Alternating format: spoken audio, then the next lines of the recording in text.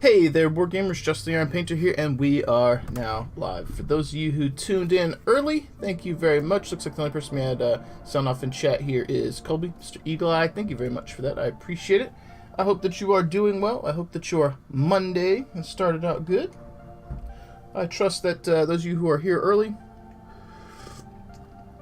had a good New Year, and if you didn't, hopefully we can brighten your day just a little bit. Just a little bit. That would be good. That would be good. But I don't have too many updates to come in hot with today, unless I didn't show you guys my my recent buildings. But I think I did. I think I showed you guys my bunkers. I think you guys have seen those. If you haven't, I've got them behind me. But I feel like I showed you guys those already.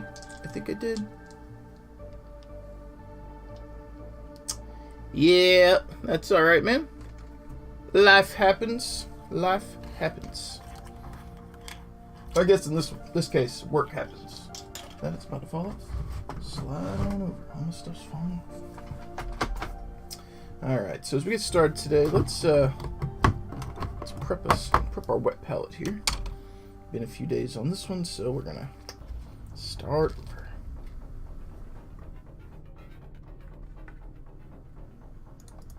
Hey, what up, Mr. Daff? How's your new computer treating you? How you liking it?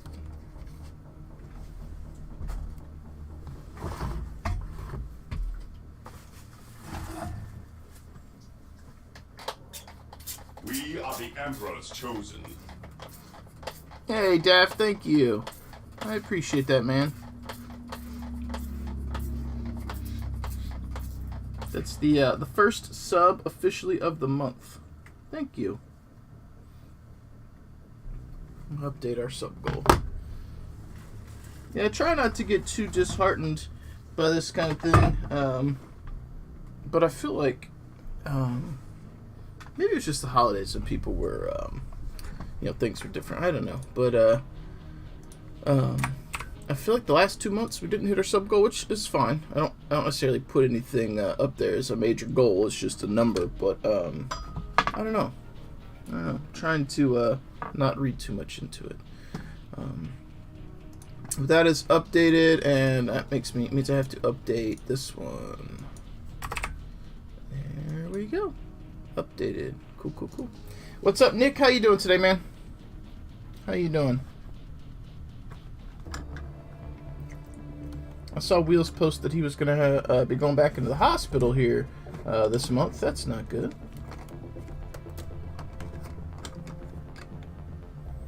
I need to find a different place to put these. I hit my paintbrushes every time. What about up here? Maybe slot between them? Yeah, this seems tenuous, but it's okay. What problems are you having with your Necrons? Also, did you see the store anniversary model? They didn't do a lieutenant this year. We're getting a Necron boy. Little Necron boy.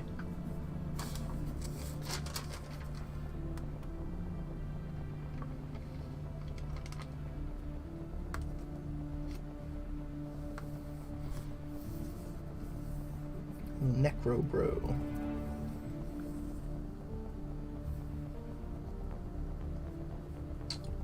You talking about the glow?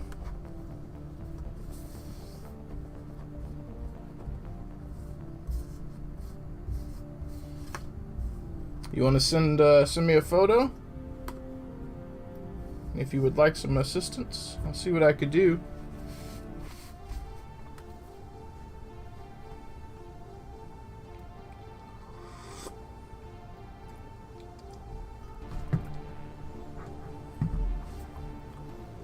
Oh yeah, let me see what you got. See if I can't help you a little bit.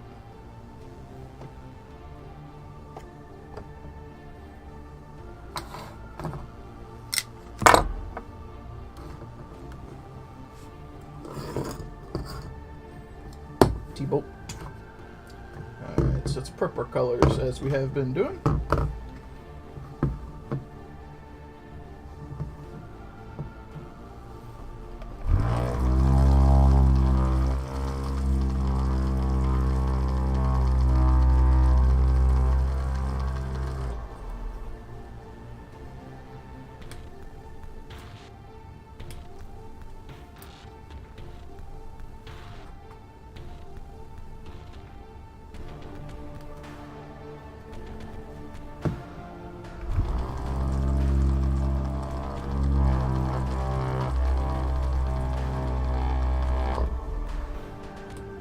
If you do send me a photo, let me know when you do it, so I know to check.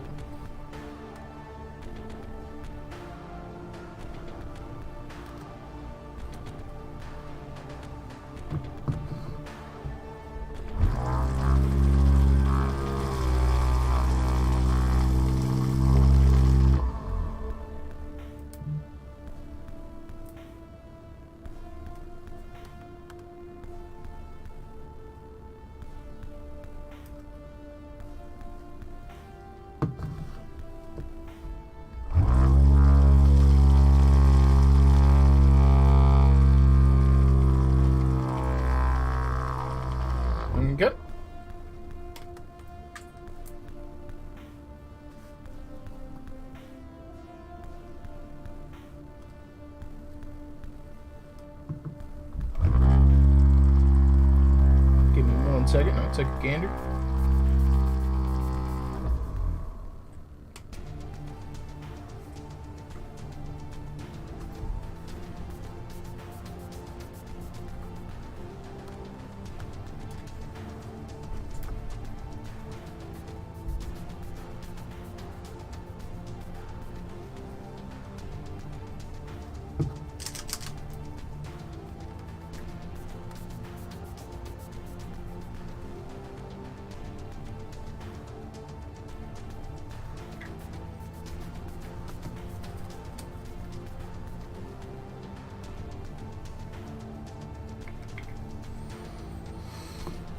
Okay, let's see here.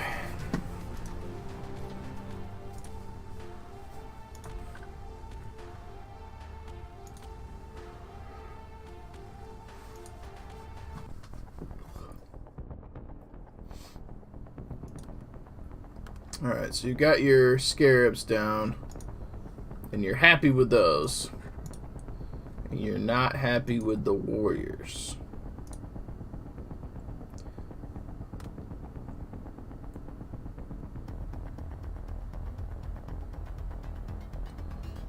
Yeah, Batman, go for it. And Nick, I wouldn't stress too much over it. I think the Necron warrior looks fine. I can try to explain to you what would help. I'm assuming your concern is like the transition, maybe? Is that what you're worried about? Walk me through what part you're worried about.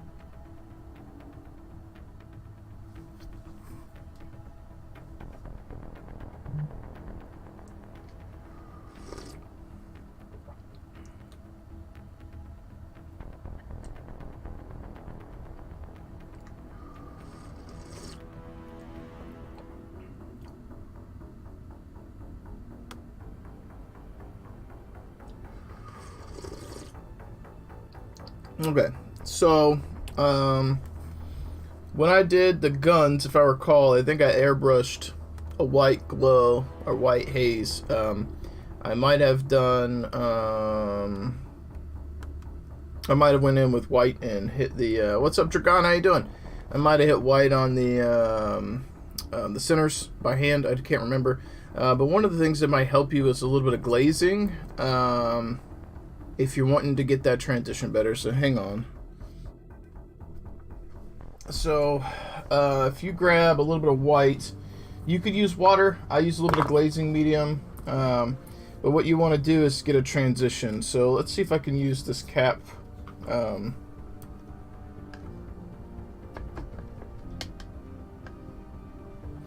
Dry brush would work too. Dry brush would work too. If you use like a white or a longbeard gray. Yep, that would work. So, let me mix my paint real quick here. I don't think it's going to show that well on here.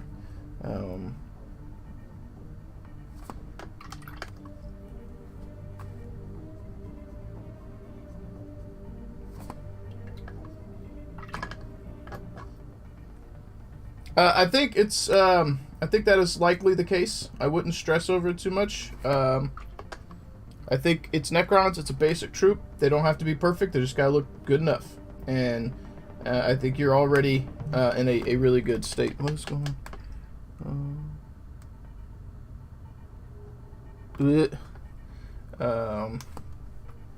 Alright. What's up, Zethrilli? How you doing? Alright, so let me grab a little bit of this here.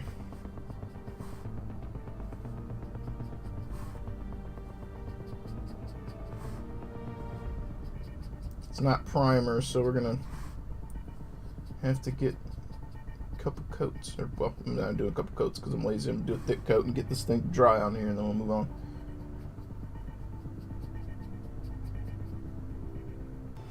Alright, so good enough. Alright.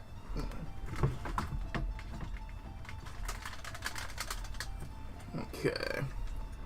Batman, I am still trying to help Nick, bud. Clearly you're not paying attention. I will get to your links when I get to your links. And he had a question about something that he wanted help with. Dragon, I have not read the book yet. I read really, really slow. And I was trying to finish a book I was reading before. I was reading Ghost War again, and I'm about halfway through, so I wanted to get through both. But I did see the list of real characters in there. Well, I say real. Existing characters in there as well, and Janella Lakewood makes an appearance in the book. And she's from Ghost War as well, so that's a character I am familiar with. But yeah, I have not seen. My one hope is that I don't die. I hope my character doesn't die, because that opens me up for being in future books, potentially. Hey, nice. With our November-December goal, we raised funds to expand my character slot. Clearly, this book was written before the Kickstarter ended, so I'm hoping that means that I'll show up in another book somewhere, or a source book or something, because that's supposed to increase the like prominence of your character, or the your artwork or whatnot. So hoping that makes a difference. We'll see. But if I didn't die, that means we're good. If I did die, it means that I get cool artwork, which hopefully I didn't. But if it was the first 80 pages, I think I might be okay. Alright, so Nick, I'm going to try and see if I can't do something here. So you kind of have like, this is a flat surface, so bear with me. So you have like a rounded tube, and you might use a little bit of white, and you might pull, that's actually, hang on, it's a little bit too much. Let me thin it down a little bit more. We just want a haze here. Alright, so you might pull it like this.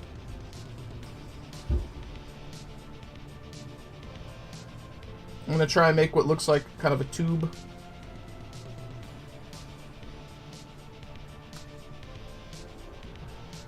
And, hang on.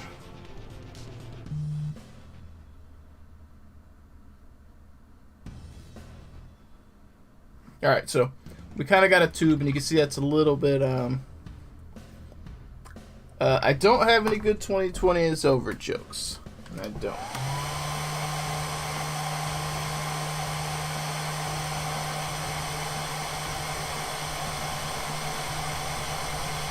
Alright, so you can see this is pretty light, right? And that was just white. Now this is over blue. It was just what I had. You're putting it over black. So it may take a few coats. But you can kind of blend it up. And now imagine like you're focusing on kind of the center of this your rod.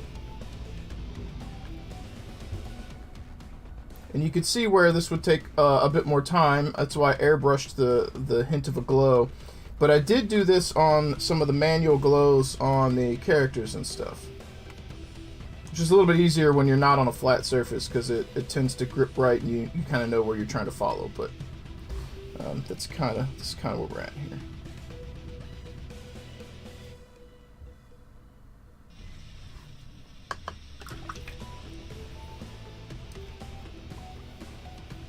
Okay.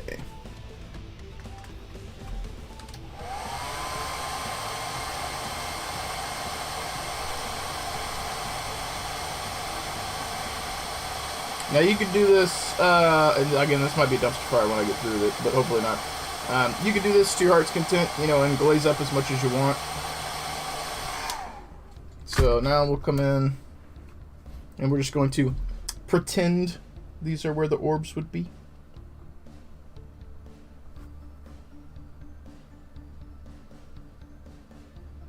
So I'm coming in with a little bit of that straight white. You can even have it glazed a little bit, so it's got a little translucent nature to it.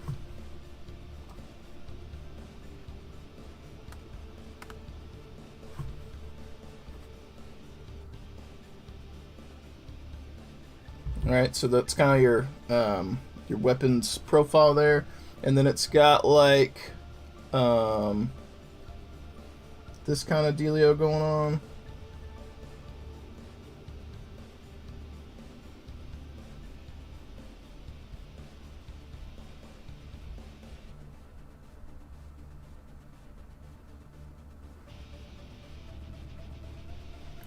got some packages. Okay. Thank you. Hey, you know what? You never said anything about your movies. I said something when I got them. I said thank you. I don't remember you opening them. Huh? I don't remember you opening them. Yeah, I opened them. I mean, I was sitting there and was talking about it. I'm glad you like them. Well, thank you. Alright, so I'm kind of tracing the, roughly where these same patterns would be on your gun. This is clearly terrible, but it is, that's the point of it. Alright, so there you go. This is where I would do highlights of white. This is kind of what I would do.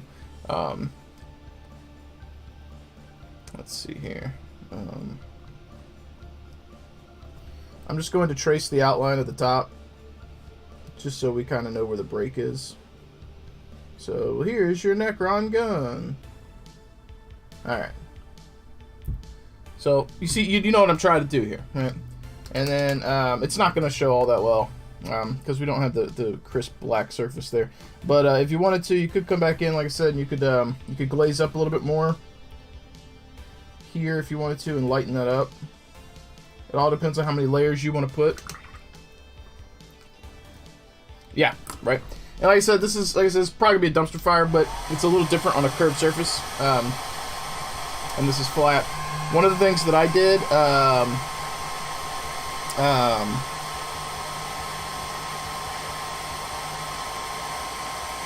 that's funny.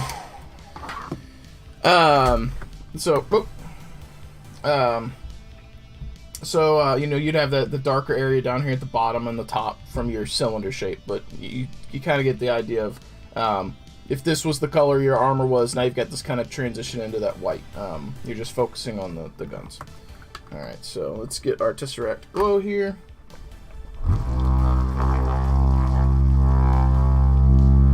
Yeah, this one's really settled. It's been a little while.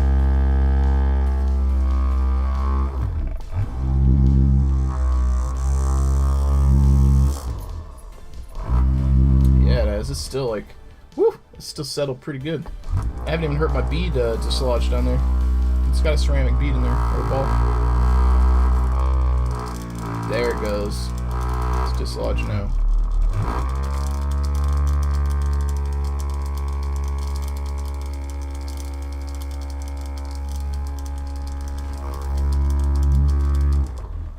Alright, so we're going to grab a little bit of this Tesseract.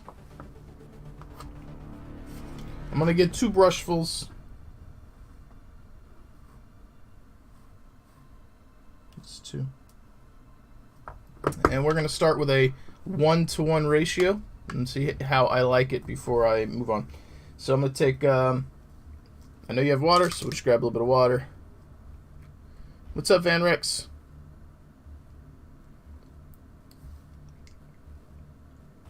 Well, I say bead. I also use, I've used flow improver, I've used glaze, I've used medium. You could use, oh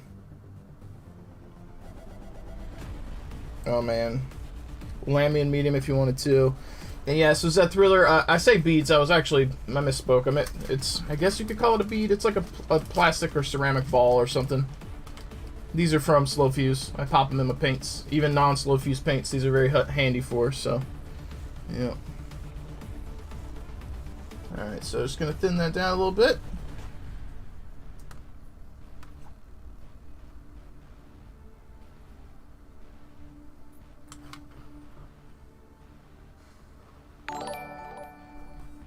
Hey, George, thank you for the like on the Facebook. I appreciate that.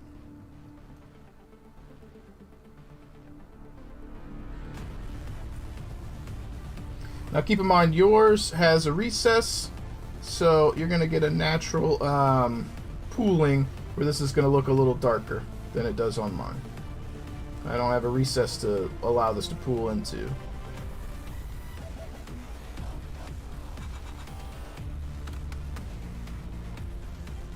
Hey, what's up, Java?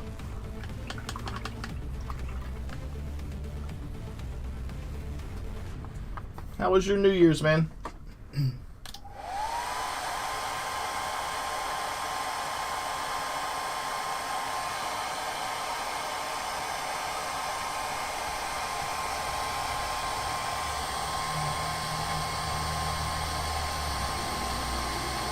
Oh, you got this. You got the. Nothing I did here was complicated.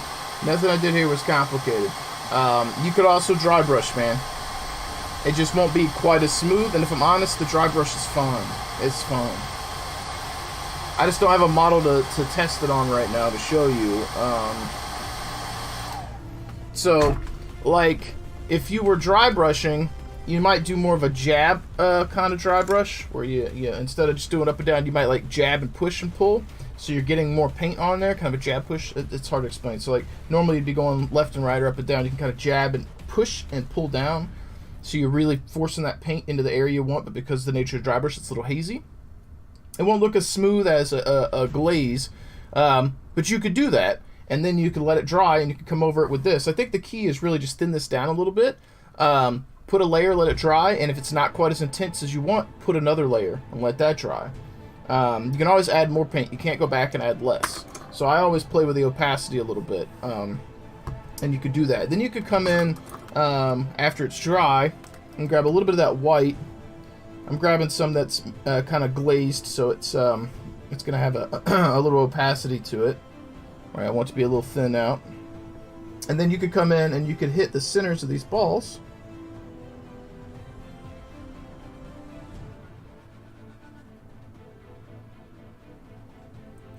And you could do that, and you could add. You could keep adding more as it dries. I'm not waiting because I'm been patient and I want to get to painting. But you can add more until you are happy, and build that up. So you can really make that pop and look almost white. It's gonna, because it's next to that yellow green, it's gonna kind of look like a pale green.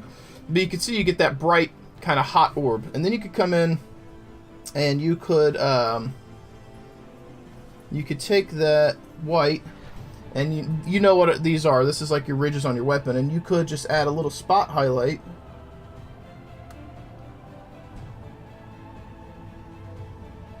Kind of where the glowing orbs there might catch the edges.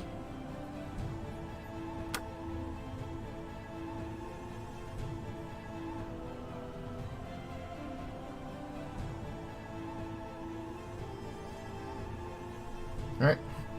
And see, I feel like our little orbs aren't quite wide enough, so let's come in and put another little dot in the center. Again, I've got this very, like, the opacity of paint is really pulled down because it's glaze mixed in. But you can see, let's see, I want this to burn, so bitch, it's been making me mad for days. I say get him good enough and move on to another model. And let him be... When you take wounds, he's the first guy to die. That's your sacrificial lamb. Don't stress out. It's a Necron warrior. You got like 80 more of them to go. Don't stress out. I think the key is to find a process for applying the white in a way that you like, whether that is glazing or dry brushing. When you have a whole army's worth of Necrons to do, I think dry brushing is just fine. I think you also have an airbrush. You could airbrush too, and you could just come in with a little bit of white, and you could just aim it like. So let's imagine this is his gun, and you want this text to be white. You just aim, and you'd put a haze of white just right here. Doesn't have to be thick. You can thin it down, get a nice transition of white across the thing. And if you really want to get fancy, spray on the areas you want it to be really intense, and just, spip, spip, spip, spip. Let it dry, and then do this over the top. And that's pretty fast. The dry brushing would be quick. Hand glazing those models to get a good transition is going to take you forever, and I don't recommend doing it unless it's HQs, and even then it takes forever.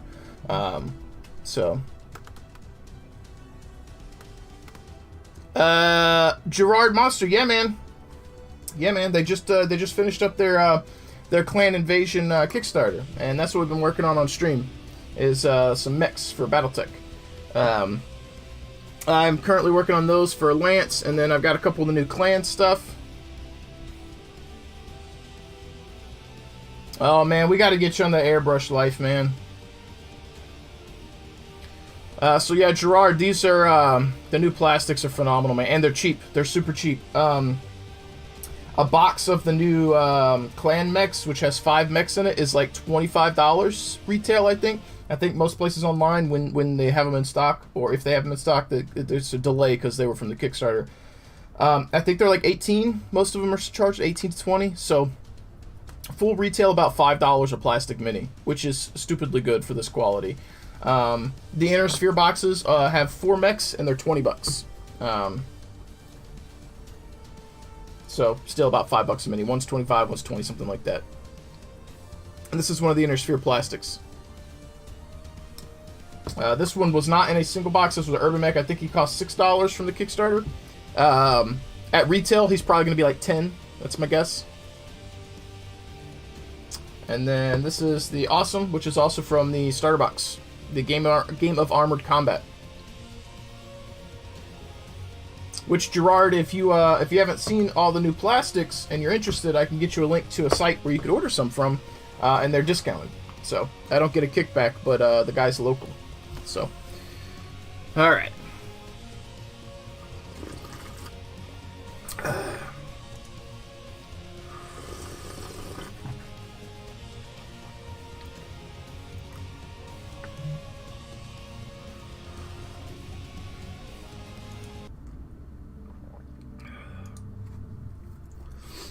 Batman, are you still there? Think you wanted me to check out your work in progress?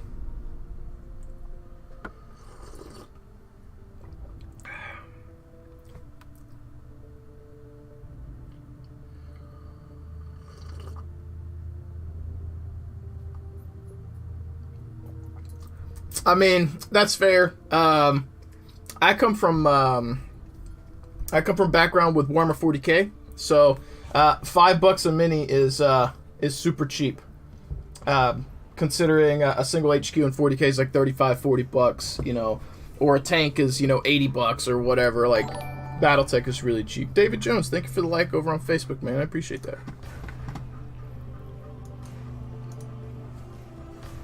All right.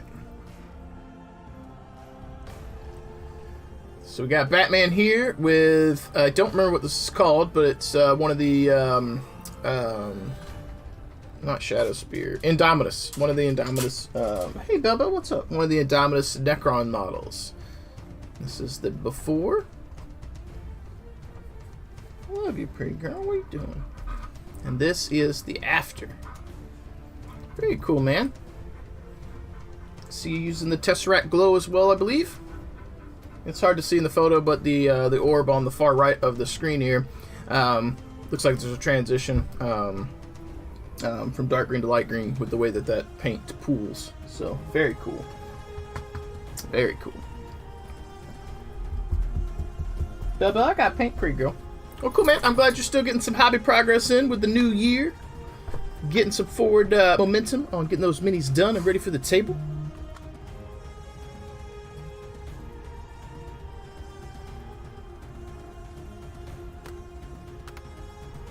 Hang on one second, guys.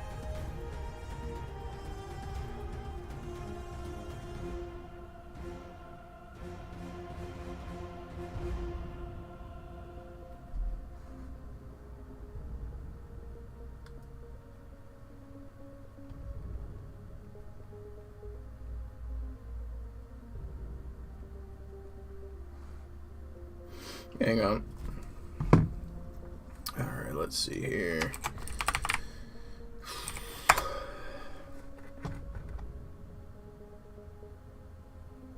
I mean, that's fair too. That's fair too. Alright, let's see.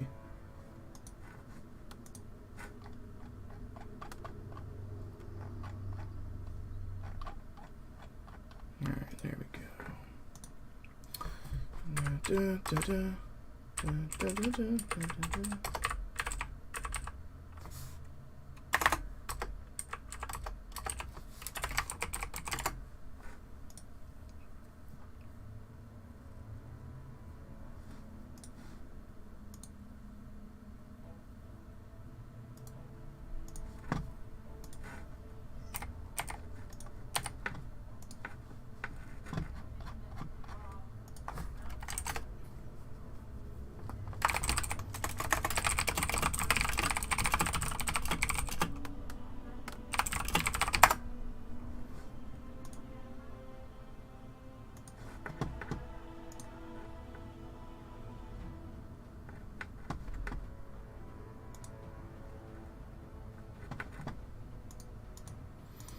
Okay.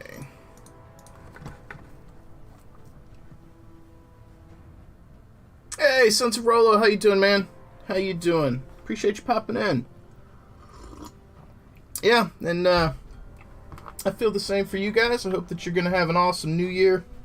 I hope that 2021 is a lot better for everyone than 2020 was. 2020 has been, or was, I get to say was, instead of is, was pretty shitty for pretty much everyone. It'll be nice to hopefully look forward to some positive future. We'll see if we get there. Who knows what 2021 is going to have in store for us. Hopefully something better than 2020 did. That's the hope. That's the hope. But yeah, how are you doing, man? How's the streaming?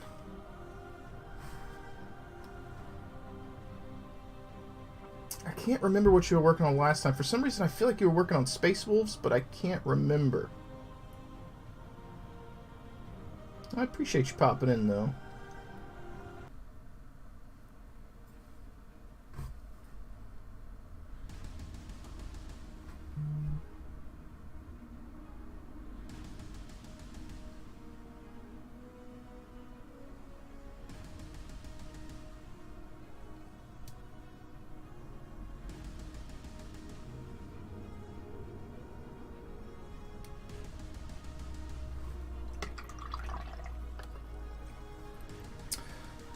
Batman, I did not see a adjudicator.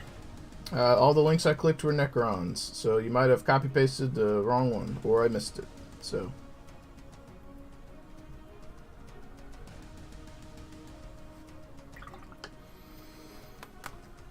Hey, Dragon, thank you for the sub, man. I appreciate that. That is number 2 for the month. Now, my goal this year is to try and push harder for Twitch to be serious in my content creation endeavors to get a little better. So every little bit does help here. I'm really hoping that this summer or fall we'll be in a position we can start doing some live streaming of games from home. So the funds we're raising this year, donation-wise, are going to help facilitate me doing more live streams at the shop, and also use those funds to procure equipment so I could do stuff from home too, preferably, hopefully, once I get a place. So we're going to be looking at getting a couple cameras and a switcher deck, and then maybe a microphone. So I didn't even watch the ball drop, Java. I didn't. But yeah, so we've got some goals that I want to achieve, and that's one of them. And like I said, every little bit helps. So you guys that are continuing to sub and hang out, you really do help. So I appreciate it. Let's see here. That's awesome, son. That's awesome. I should say Sons of Roller. When I say it's awesome, son, I feel like I'm being condescending.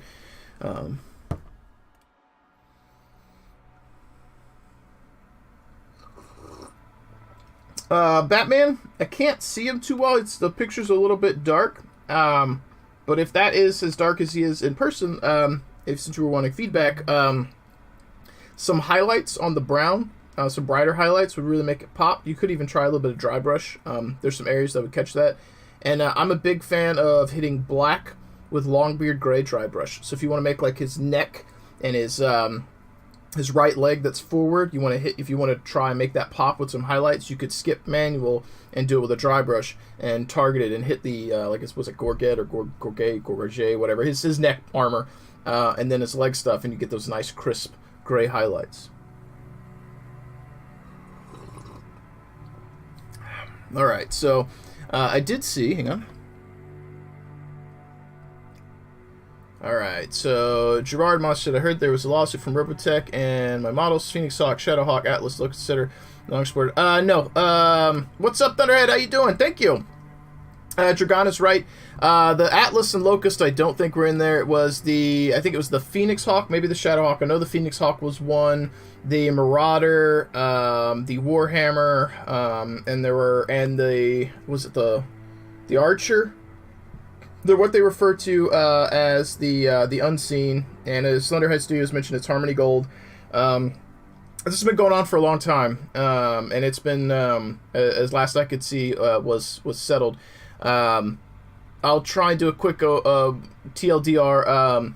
there was a company that owned the rights to Robotech and Macross in Japan, and a different company had the rights to Robotech and Macross in the U.S. Company had the rights to license out the mech designs from like the Japanese IP holder or something, and then in the U.S. they didn't, and there's this big long lawsuit, and I may be messing some stuff up here, but something to that effect.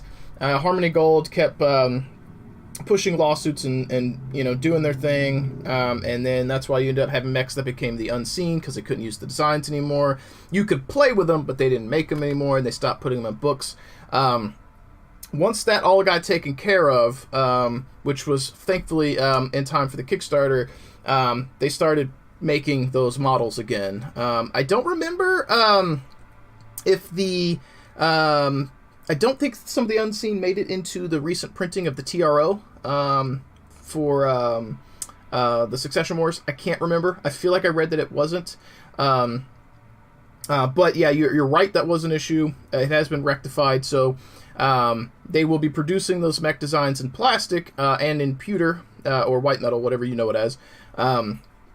Your old stuff, for you to own, was never illegal. They just couldn't make it anymore and sell it. They do sell it now, but your old designs, your old sculpts, probably are valuable, because if you've got any of those old Unseen, which Thunderhead's listed them here. He's got the Marauder, Archer, Warhammer, Longbow, Phoenix Hawk, Griffin, Shadowhawk, Thunderbolt. I didn't know Thunderbolt was one. I didn't know the Wolverine or maybe the Battlemaster. But yeah, so and not only were they patient trolls, or patent trolls rather.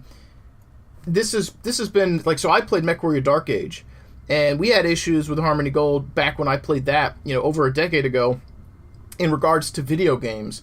That's why it took so long to get MechWarrior 5, because if you remember, there was a trailer video, and they put that Warhammer in it, and then Harmony Gold lost their fucking minds, and then all of a sudden our game got delayed. Now, I don't know what's different between the old MechWarrior, what would have been 5, and what we got, but that video came out, and then it got scrapped because Harmony Gold. So, but yeah, so your old mechs, particularly if you have old metal ones that are the Unseen, that list that Thunderhead put up, if you have any of those in good condition and metal, those are worth money. Like, people want those because they were only available for a short period of time in the metals. So if you were looking to turn a profit and maybe use a bunch of that money to get more plastic mechs than you own in metal, you could flip those real easy. I promise you that. I love I like Griffins, I like Shadowhawks. I'm not as big a fan of the Wolverine aesthetically. I like Battlemasters, I like Thunderbolts. So I've got a painted Shadowhawk, I got a painted Griffin, I got a painted Thunderbolt, and I got a painted Battlemaster. All of those. Yeah, actually, my first Lance is a Thunderbolt, a Battlemaster, a Griffin, and a Shadowhawk, I think. No.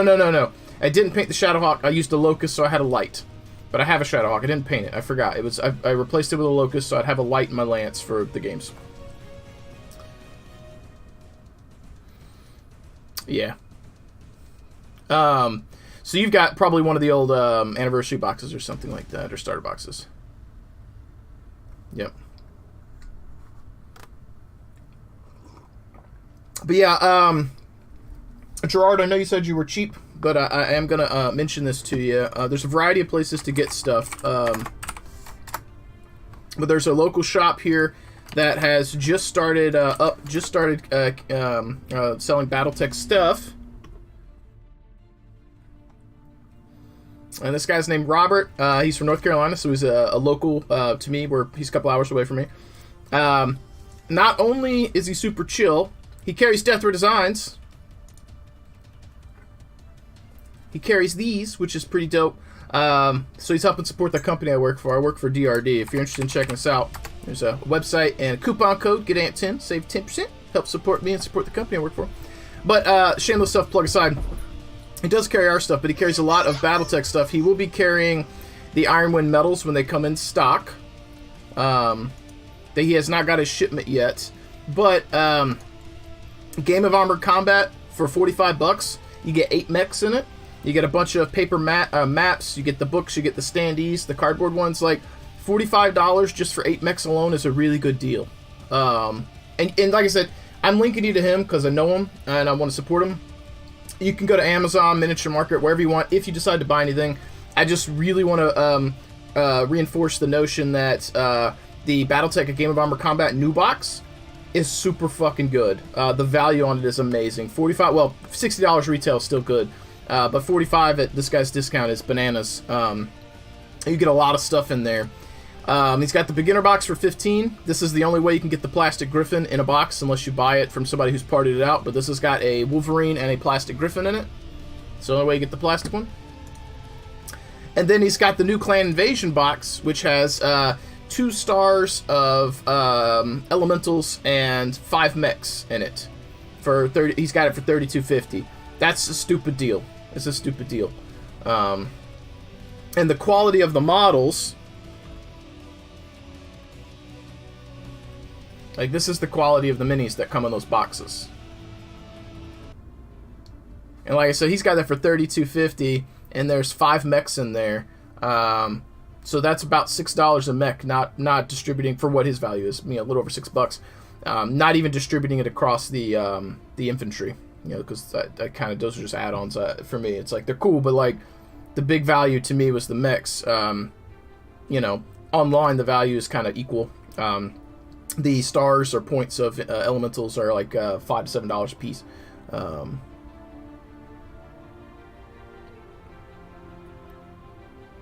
Yeah, very cool. Anyway, I don't mean to push too hard on it, but as somebody who's been a big fan of Warhammer 40k for years and feels alienated and pushed out by GW, and I get why prices increase, but I feel like GW's done some arbitrary things and then shoved models at me so fast, so hard, that I'm just like, pump the brakes. And then it kept happening. I was like, cool, I'll get off this road and go do something else for a bit. Battletech's very affordable, and I can keep up with it. I could not keep up with 40k anymore. I feel you.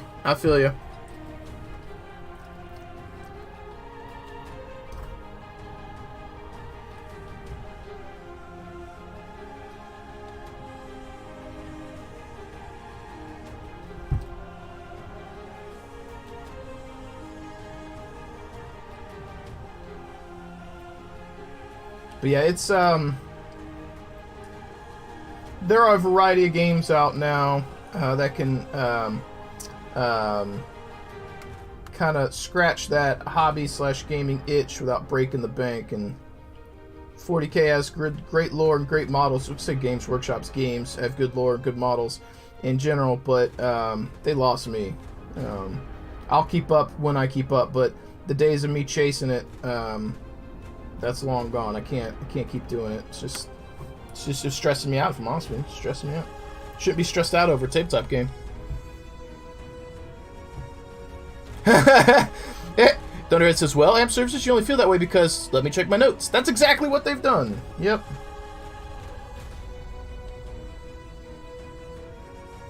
And I've been in 40k, or wargaming in general, long enough to remember when there was very long periods of time between releases for armies in 40k, so I get it. But now that things have sped up, the problem I have is they've focused so much time on basically just Marines and Imperium, and mostly just Marines. It's like, I want to see other armies. Also, when other armies get updates, not only does that like add a little refresher to the meta and the game, it also gives me a breather. With how fast they were pumping out Space Marines, I just couldn't keep up, and then I just threw my hands up and said, I'm done trying. I can't keep up. It's killing me. Bob, you should. I played a game with Joe yesterday, and it was fantastic. I find it to be a lot less complicated. Alpha Strike, anyway. I know Classic Battletech can be pretty complicated, depending on how complicated you want to make it, which you were playing Classic. That's why this game's took forever. So I find it a lot more easy to follow than 40k.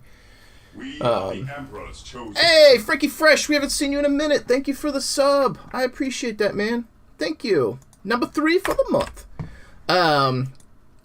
Yeah, so Gerard Monster, the Blood Bowl is a good one. Like, a lot of their specialty games, I think, are overlooked and are really good, but they don't put as much effort into trying to pump those out.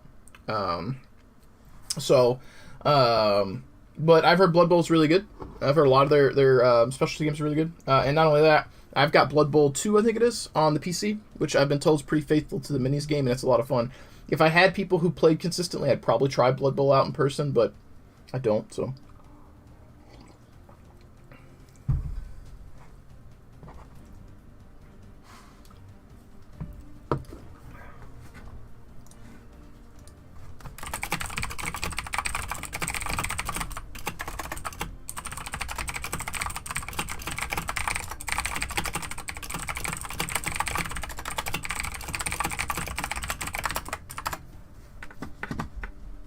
Okay.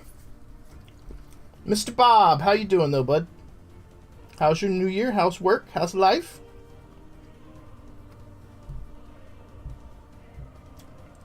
And also, I totally forgot. I'm sorry, guys. I am not on my game here. I mentioned I didn't engage with Thunderhead about it. I did mention that Sons of Rollo streams. I just didn't do a shout out. If you guys aren't following Sons of Rollo or the awesome and fantastic Thunderhead Studios, pop on over, hit those follow buttons for those guys. Follows are free. Helps promote the hobby over here on Twitch, which we need all the help we can get trying to grow this section of the community. And if you want to show a little bit of hobby love, check them out. And Gerard, if you like, I hope I'm saying your name right. If you like Battletech, you can't go wrong with Thunderhead. That guy is amazing with the mechs. I'm hoping one day to have a couple mechs painted by him one day in my my roster of mechs for live streaming and battle reports at the shop, as well as Steiner miniatures. Having a lance from both of them would be really cool to whip out during live stream sessions one day. All right.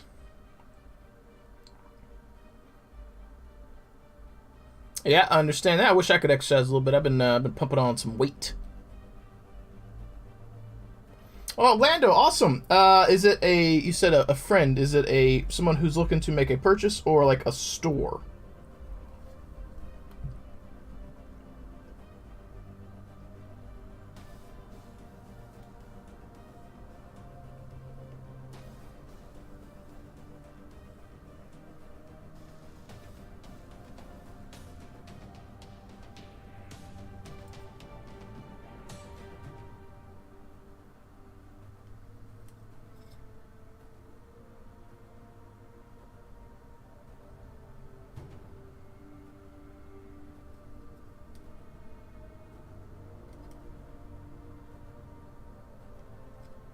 Xeno spotted.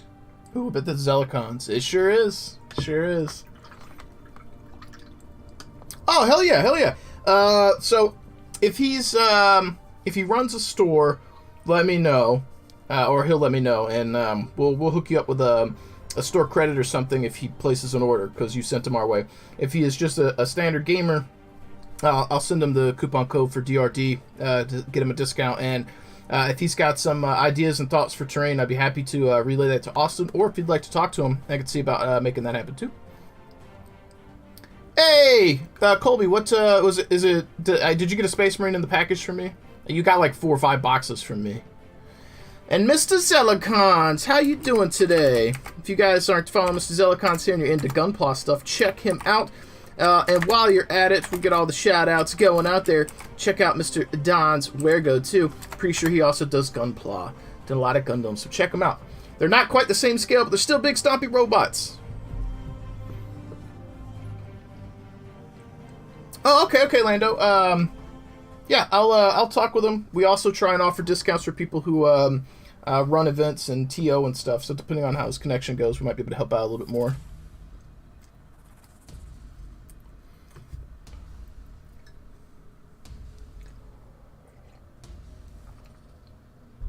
Yeah, Colby, a lot of those packages I sent out have Reaper stuff in it. So a lot of Reaper minis. Dragon, I did not get there before your stuff shipped. I will try and get you some bases at some point. I do apologize, man. We've been so busy, and the other guy who works there has been on top of getting orders out, so things have just been, flying out. But I do apologize. I did try and cut them the other day. I promise you that. They failed. If they're still laying on top of the trash, I'll show it to you. They cut double the depth they were supposed to, and they were horrendous.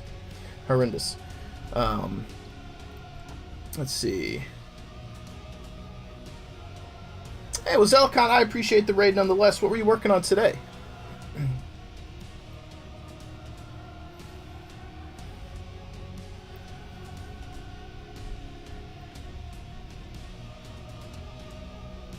Again, I know Colby got his package from me. I know Dragon, I believe, got his package from me.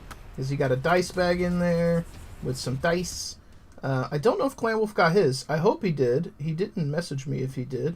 And then I believe we got a guy in Canada who's waiting on his to show up. His will probably take 3 weeks to get there, but hopefully that'll show up sometime in the near future.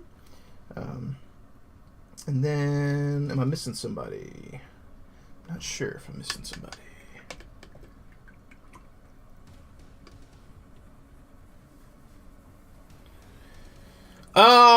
If it's a Reaper Bones, I've not actually painted a Reaper Bones. I can't help you with that. If it says ready to paint, it probably is a Reaper Bone. Which I've heard they can have issues with primer applied to them, so I'm not sure. Someone here in the stream may be able to help you out a little bit more with prepping Reaper Bones. Yeah.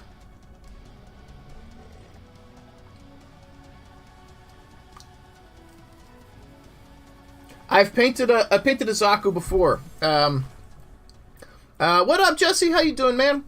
Zelicons, I painted a couple of them. They're kind of the bad guys, right? In the Gundam world, they look like kind of almost German. I painted a couple in German colors for a guy who wanted them. I guess I don't know if they were display or he was playing like Gamma Wolves or something with them. But he had me paint them to look kind of German.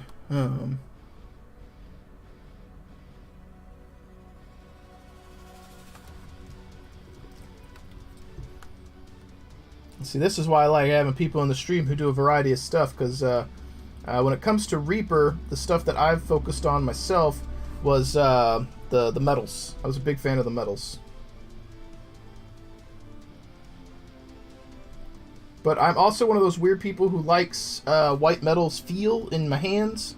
I like the weight of it. I know working with metal can be annoying because you can chip the pieces and they're top heavy and whatnot, but like something about picking up a mini and it being metal just has an innate feel to it where you're like, yo, this feels special. So I've always liked metal minis. Squad morale restored.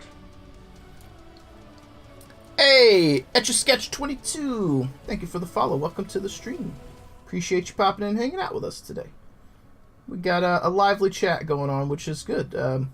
Their last week or so it was a little bit quiet in here, so it's nice to have some chatter going on. So thank you, and I appreciate that, guys.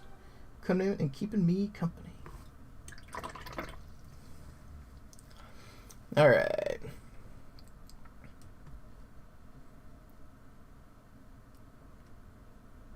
Yep, the baddies. He likes the good guy suits. Yep, I don't know much about him. I just know stuff looks cool. I don't even know who the Xeon is, so someone will have to tell me. Drago Creed, what's up, man? I think that was you on Facebook who just had a birthday. I think that was you. Pretty sure I said happy birthday. I'm so bad with names. I remember because you have two accounts, and one of them is Creed and one's your normal one. And I remember usernames way better than I do real names, and I apologize because it makes me sound like a jackass, but it's just years of MMO gaming. That's how I know people. It's not you? Huh. Well, who the hell is that guy then? Is there two Drago Creeds? Who do I know whose name? Ah, I see. His username is Bismarck Creed. I'm sorry. Disregard. I'm sorry. I'm an idiot.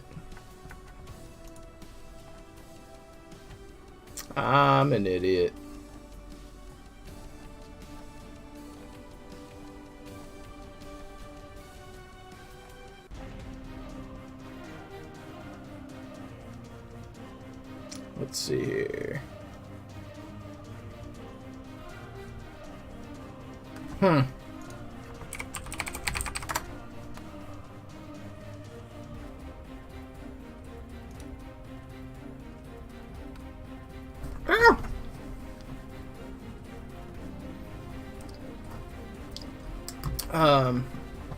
Yeah, I feel like a jackass now.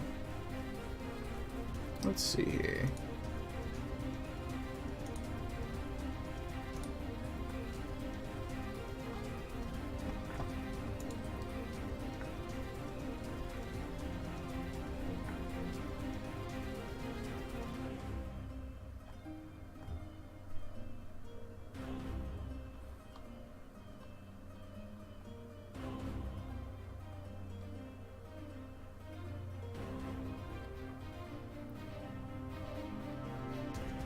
Trying to find the other guy.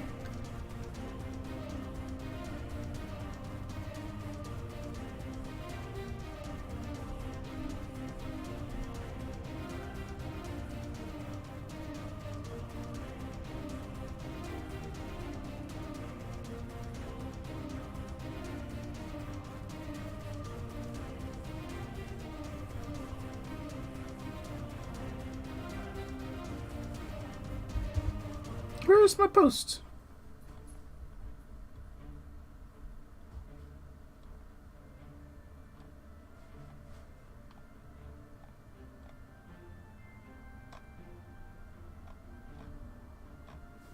How am I missing this?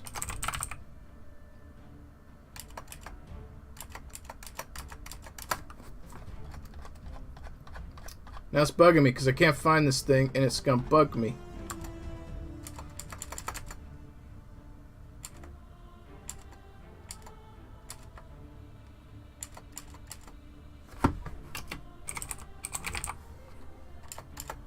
Well, see, there was 2. How am I missing this?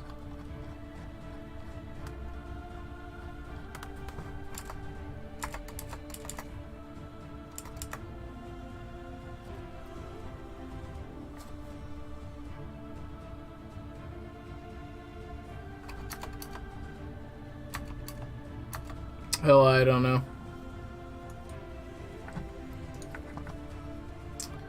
Ah, it's gonna bug me.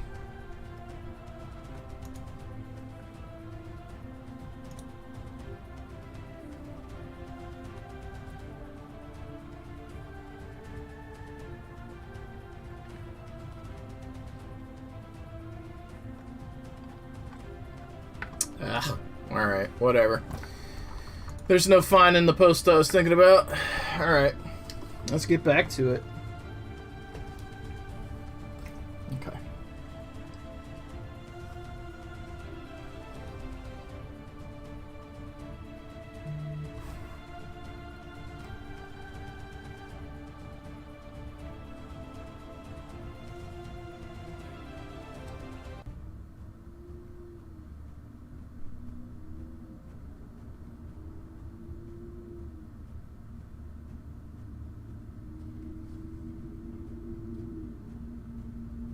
I will be happy when these guys are done.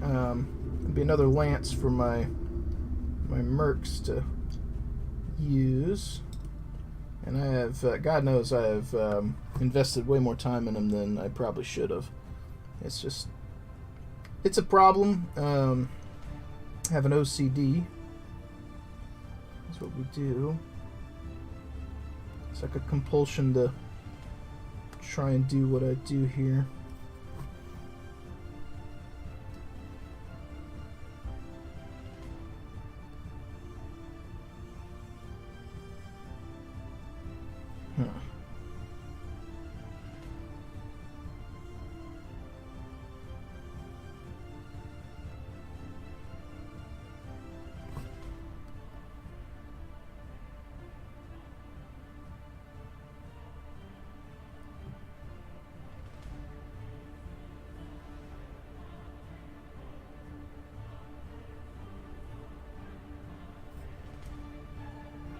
Here we go.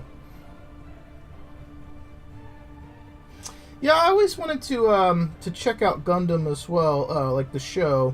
I don't have a lot of time, and I wasn't sure where to start. And then I like mecha stuff and robots, and I like Battletech. So it seemed like Gundam would be a good place to find interest, you know.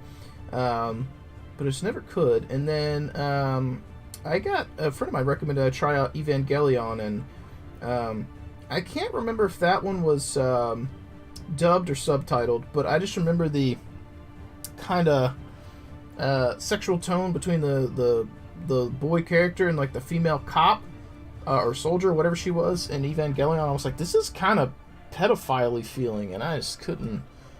I don't know. It was weird. I don't know if it's like a cultural thing with the way those shows are, or what. But it was cringy for me, so I couldn't get into it. But maybe I'm misinterpreting that. Maybe someone here who's familiar with Evangelion can break down what was going on better. But I did try and watch a few episodes of the. I think it was on Netflix where the stuff was to watch. But it was just super cringy for me.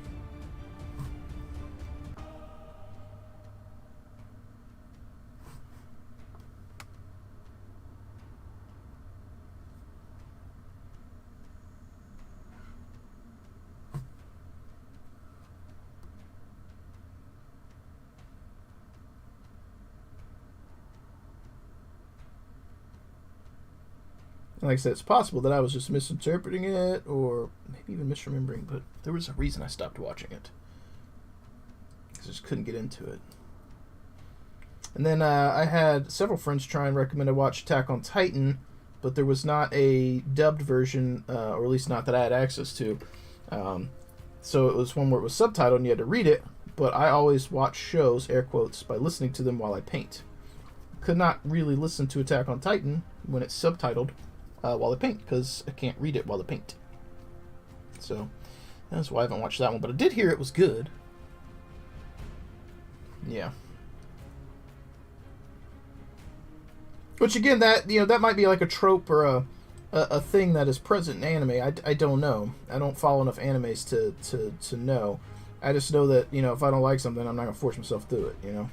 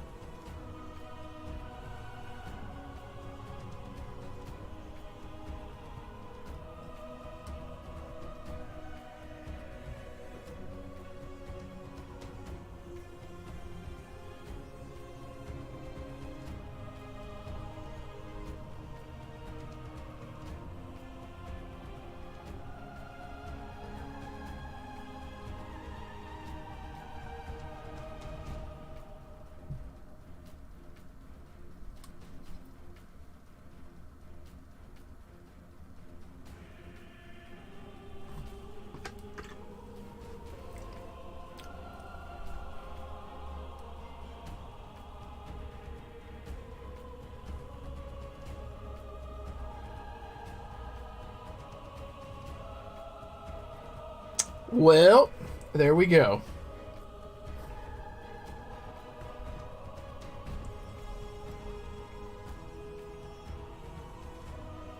I mean, the concept of the suit and the kid interfacing was interesting. It was just the other things that were present when I was trying to watch the handful of episodes I watched that I just could not. I couldn't do it. I couldn't force myself through.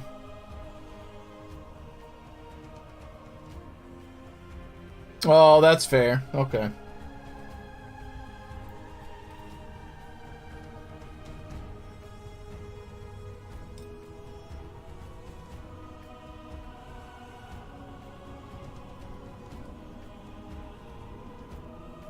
Well, at least you're familiar with the show, and you can talk about it, because I only know a little bit, and that's not much. Hey, Dragon, thank you for keeping the view. I appreciate it.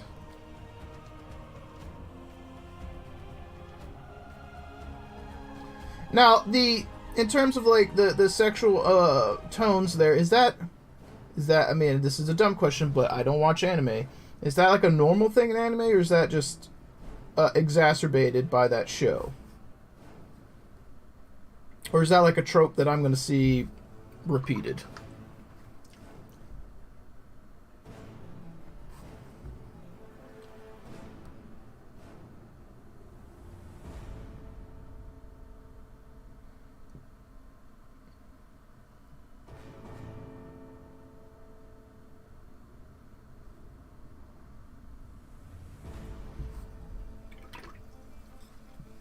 Because I have tried, you know, in the past to try and find animes to watch so I could be like relate to the things my friends are into, but I've just not had a good track record, and time's a problem. Okay. Gotcha.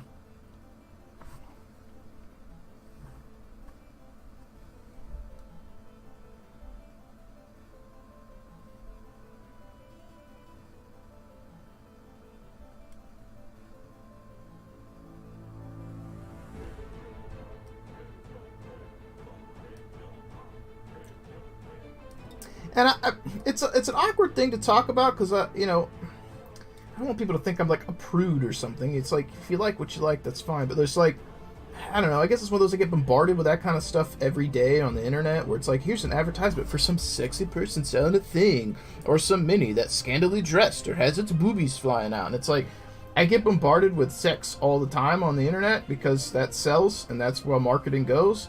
So then when it comes time for my shows, it's just like, when it's there and it's obvious and in your face, I can't roll my eyes out the back of my head hard enough because I get tired of it, you know. You know, so like I don't want people to think, oh, he's a prude, he's whatever. It's like, nah, do your thing, like what you like, and get into it. But it's like, for me, it's in my face so much that it's just like, it feels like sometimes people just put it there to put it there because it's what you do, and I'm just like, I don't want it. It's too much. I'm out. Does that sound stupid? Am I stupid? Does it sound stupid?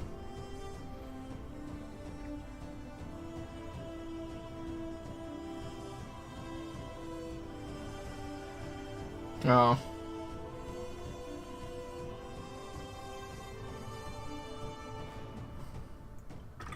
Don't answer those questions. People are gonna think I'm stupid.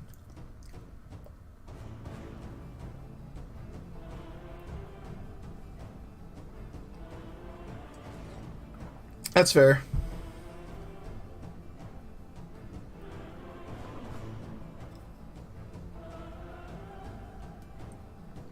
One of my friends I used to play a lot of League of Legends with, that was like his show. He loved it. And I was like, well, it's got robots and mechs. And he's like, you should watch it. And I'm like, all right, you know, I'll give it a shot at some point. Years passed, I finally gave it a shot, and I was like, what in the hell am I watching?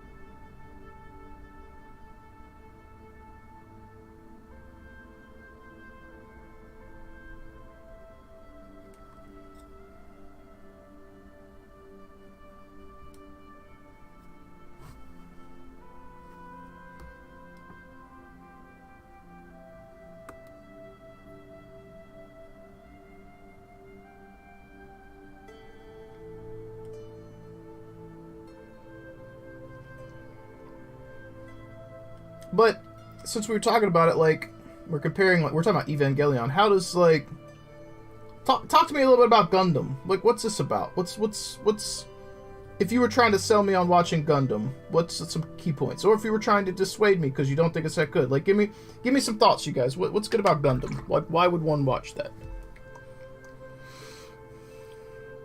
And yeah, Nick, I agree. If it comes up natural, it's fine. If you just throw it in my face, I'm just like, eh.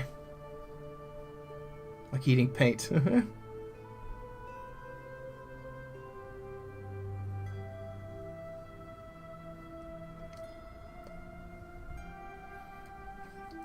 I don't know anything about them, so you guys tell me. Like, if I like mecha stuff, and you know that I don't want, like, just, you know, sexy, scandally class things rammed in my face, what is a good show?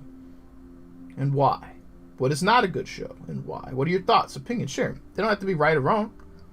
And some people in the stream may disagree with you, but share with me. Let me know what your thoughts are.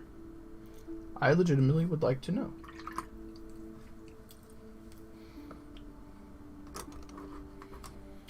I mean, Bob, I've seen Firefly. You know I've seen Firefly. Take my love, take my land, take me where I cannot stand. I don't care. I'm still free. You can't take the sky from me. That's about all I know. Specifically, like, anime stuff that I'm not familiar with.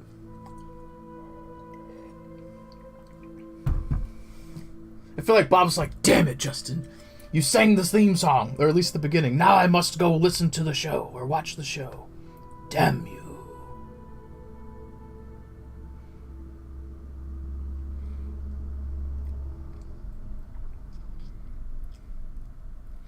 Yeah, I know of Critical Role. I think it's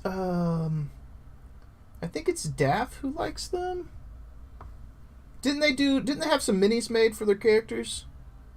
Like a Kickstarter or something? I feel like Daff got the Critical Role minis.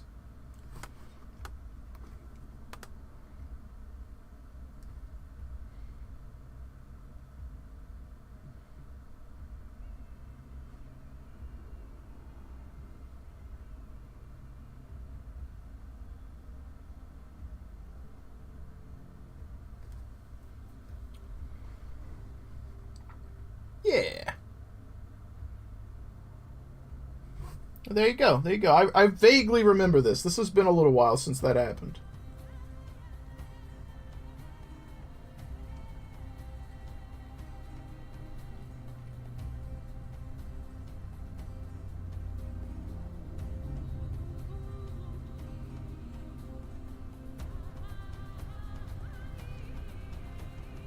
I got a buddy of mine, it's not mecha related, but anime related. I got a buddy of mine who swears by My Hero Academia. Is that right? Did I say it right? Southeastern Browncoat member.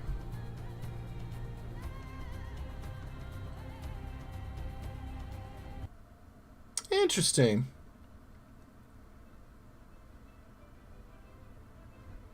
Well, I need to get you connected with Bob.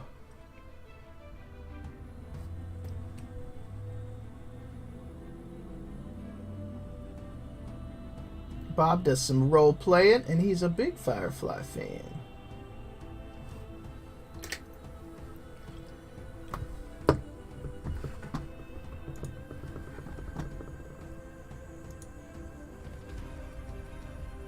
Let's see. Check out Fangs of the Sun Doggerm. I'm gonna go ahead and just bring that up on YouTube, so I have that on a tab here. Check them out.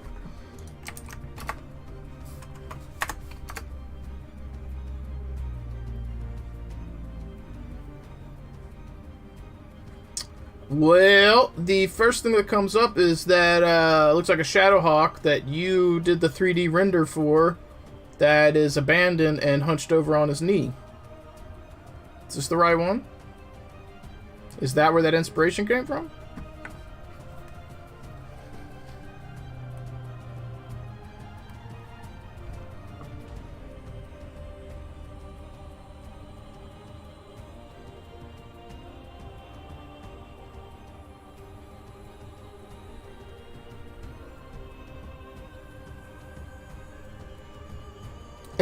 Nice. I knew I recognized that.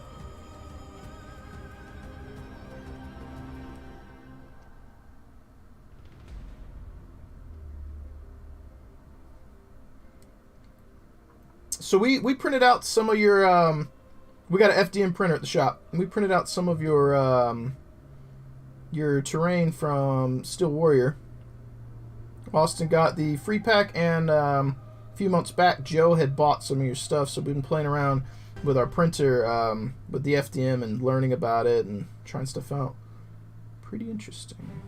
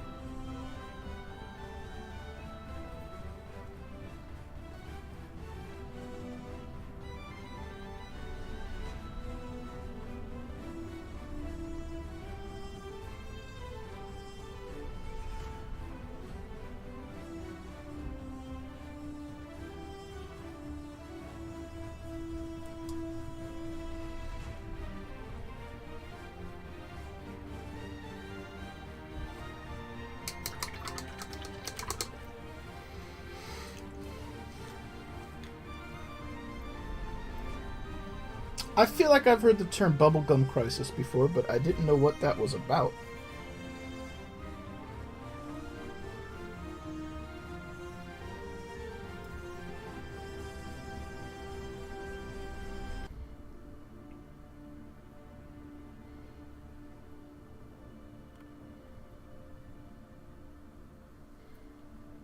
So here's probably a can of worms. Is Naruto objectively good or just have a crazy cult following?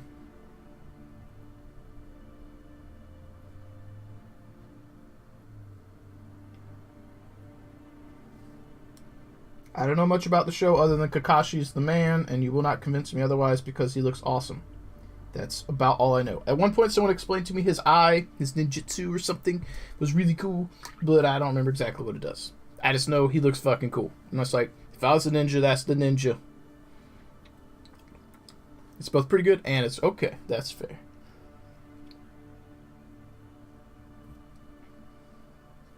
I had a friend of mine who was a big Naruto fan. His favorite character, speaking of like sexual tropes in anime, his favorite character is Jiraiya, which I know his nickname is like the Pervy Sage. So yeah, I kind of got an idea where that's going.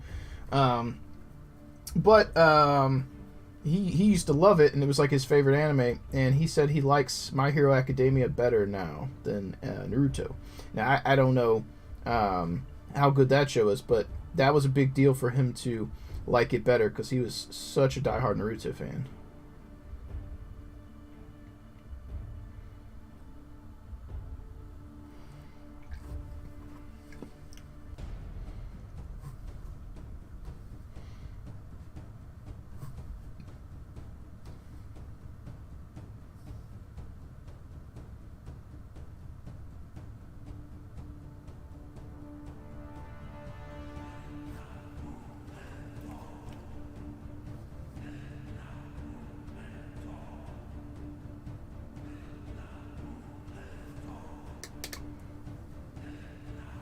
Very cool.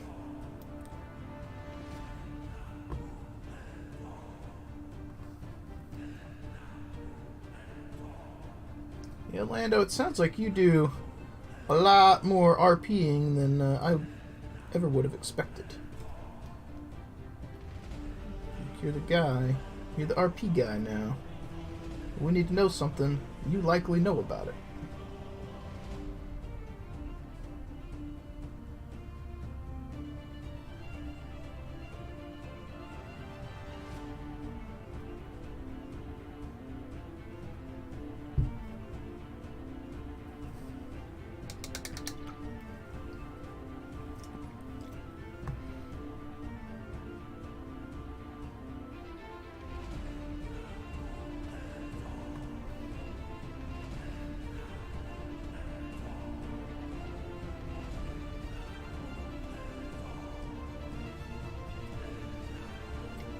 Thunderhead, are you running it, or are you running it with Lando, or are you just letting Lando know? Okay. Alright, so they're separate. I was going to say, you were both doing that.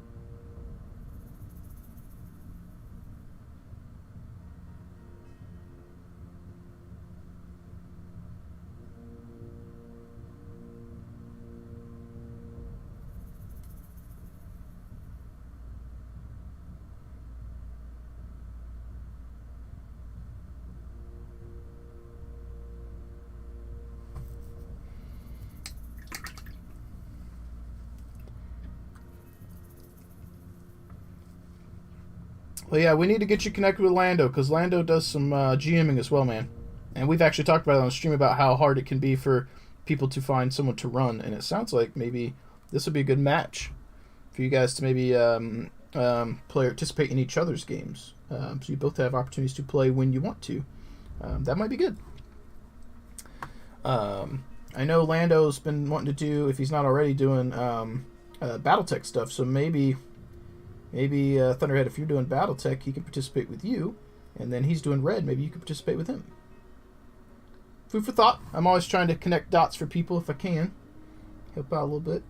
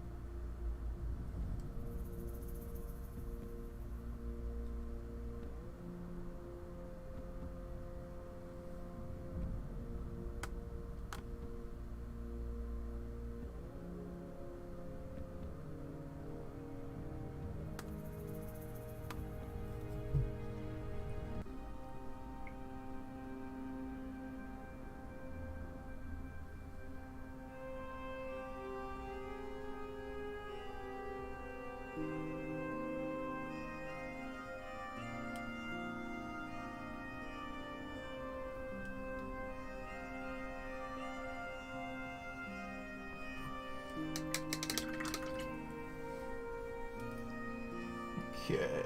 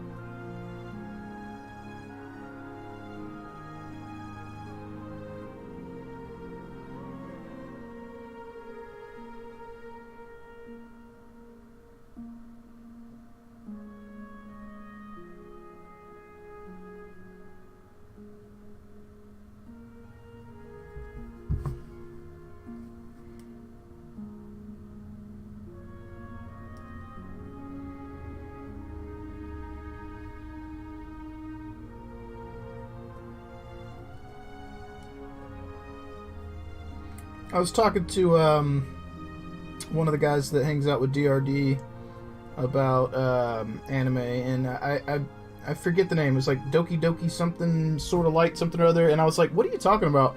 I made the mistake of Googling that, and I was like, yo, the first picture that comes up is some really crazy hentai thing. He's like, oh yeah, I forgot to tell you, that started out as a porn. And I was like, cool, thanks.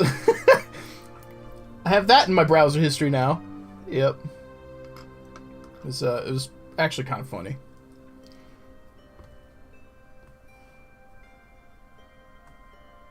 Might not have been Doki Doki. Sort of something, sort of light, sort of something.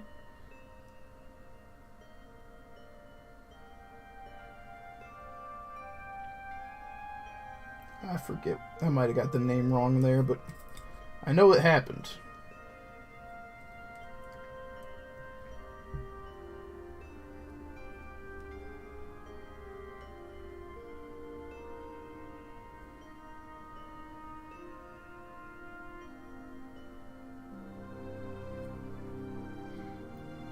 Virus scan quickly. What's up, Snoofy? How you doing, man?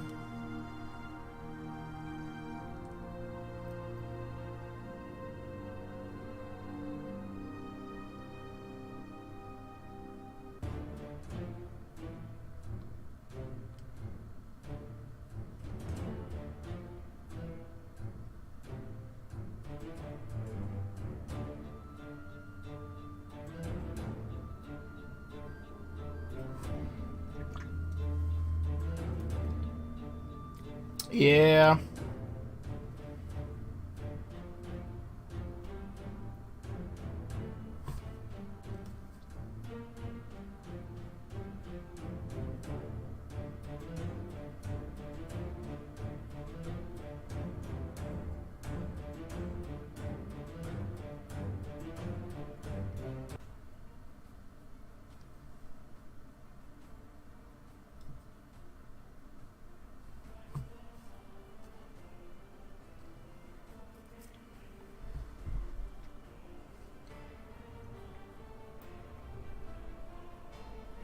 This sounds like some IT stuff.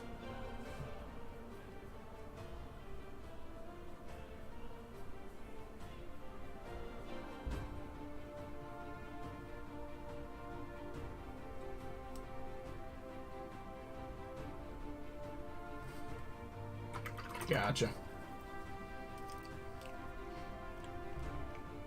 So many of you guys are in the IT realm here from the stream.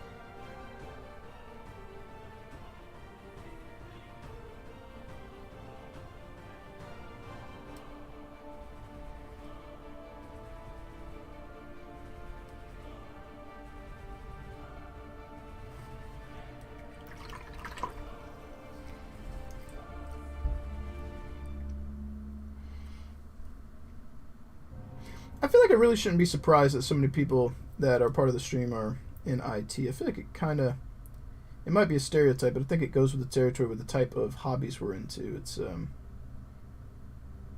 shouldn't surprise me that so many people are into like computer stuff. It makes sense, if I'm honest. Ain't nothing wrong with that. You guys do IT work. I paint models. We're so similar. Nerds.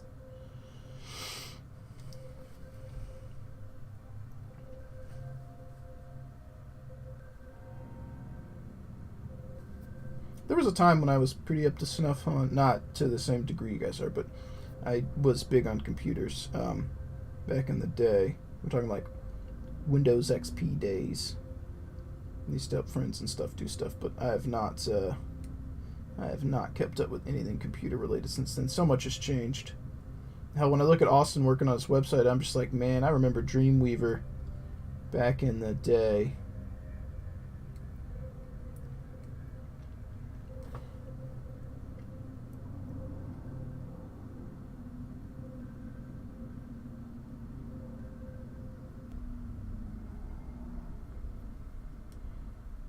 It's actually what I did my senior project on was web design when I was in high school.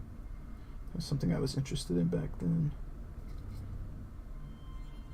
I made some kind of website for my presentation, but that thing was probably horrendous.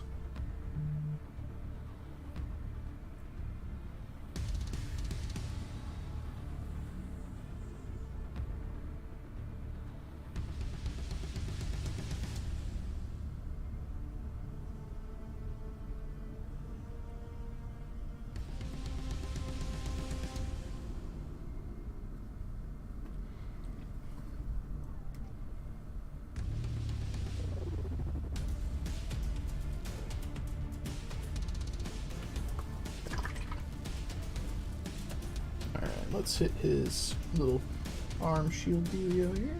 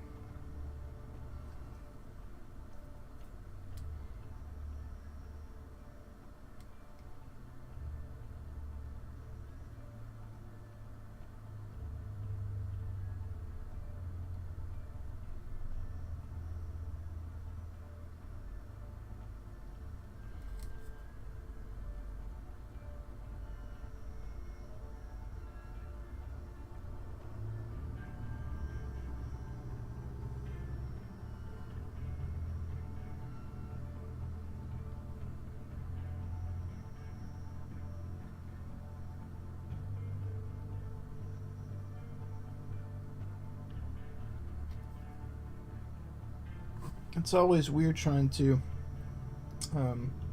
work on these guys in stages, because trying to match the blue can be a little difficult. I mean, it's pretty close on the areas, but it's not perfect, and that's always a slight frustration. Even knowing the paints and having a pretty good idea about the process, it's more the, did I get the right number of glazes? Did I get this stuff mixed right? Like, I know the colors. So a slight agitation.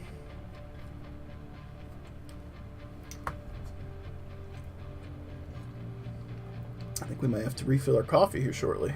Almost empty. Almost on the empty.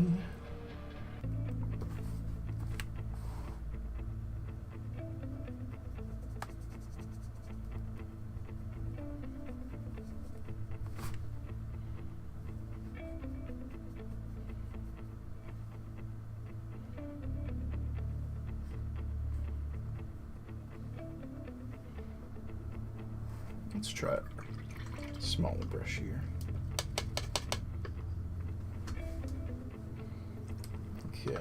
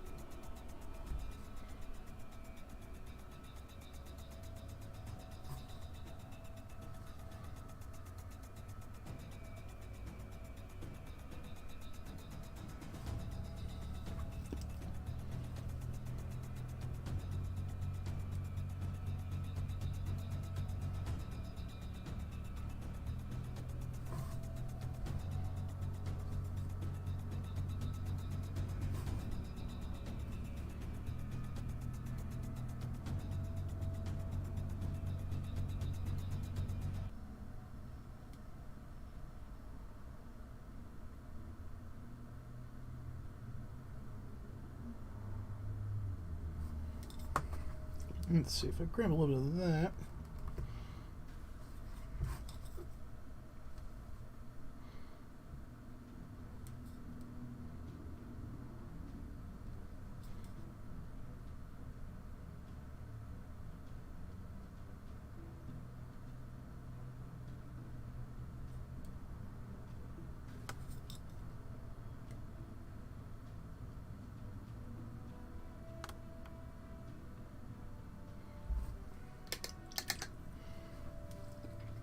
Okay, I think that's good.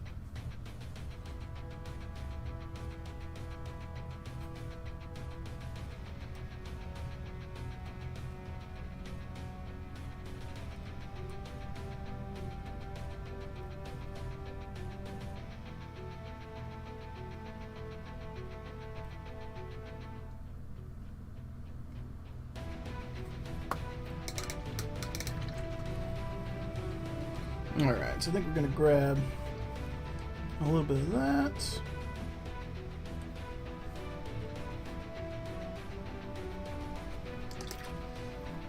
And just hit some spot highlights.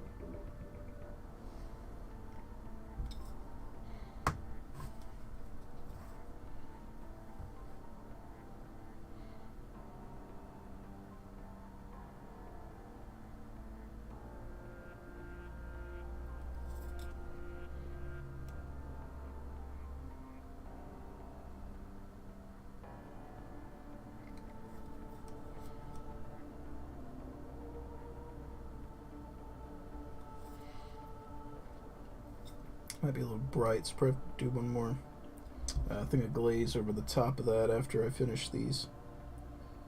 It's a little on the bright side, so we'll tone it down, do some scratch marks, and I think we'll have the blue done.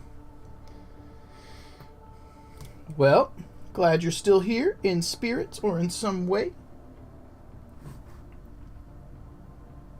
Do you feel at all better about your Necron endeavors or your next step for trying to get them where you want them to be? Are you feeling a little bit better?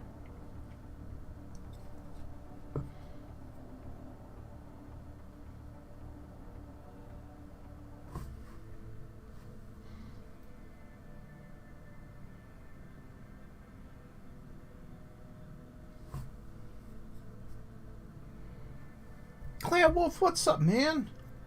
How are you doing?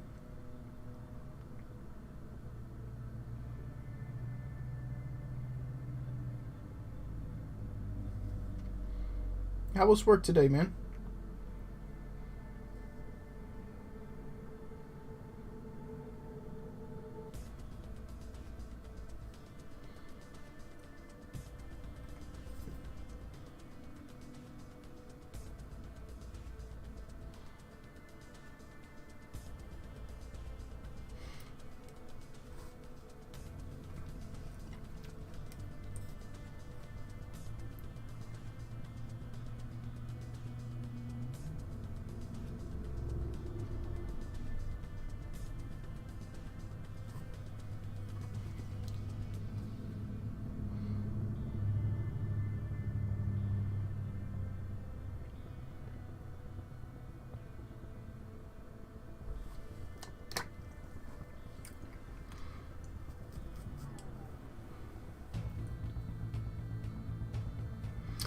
Yeah, let me finish these highlights and give me a few minutes before I pop into Discord. I'm gonna get this area done, and then I'm gonna take a quick break and grab my coffee. And when I step back in, I'll load up the Discord. So if you're already there, I'll pop in. If you're not, I'll pop in. And you can pop in when you're ready. But yeah, I'll ramble at you in just a few minutes. I don't want to get into a conversation though, and then I have to immediately step away. So that's why I'm waiting a minute. But, yeah.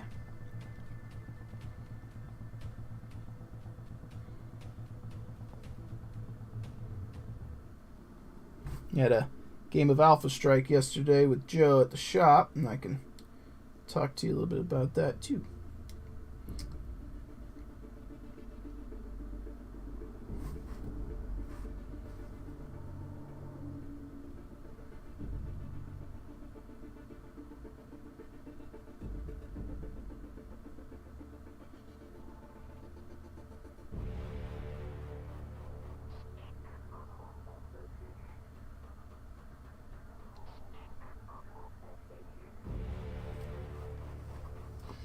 I am not as thrilled with how this area of highlights is looking. I guess it's not the worst, but I'm not 100% happy with it.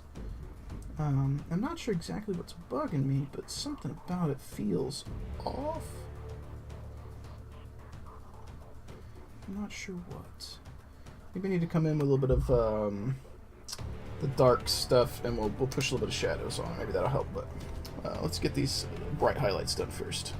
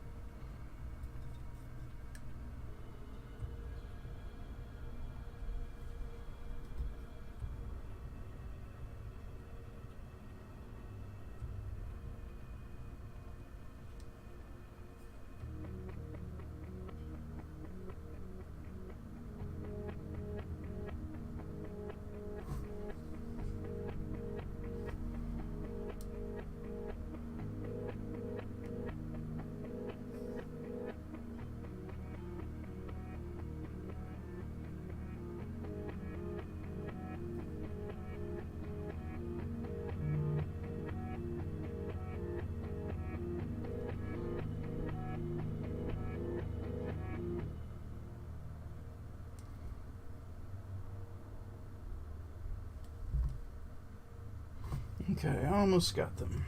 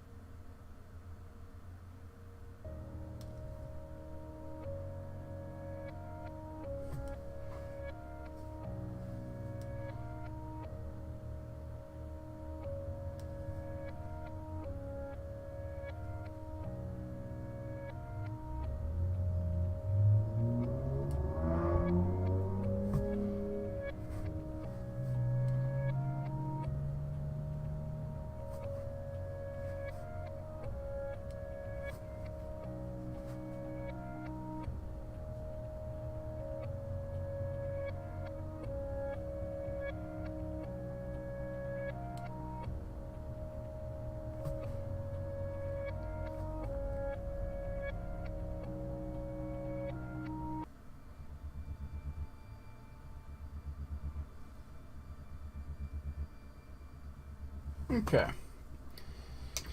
So I'm gonna come back in. We'll do one last glaze of the blue.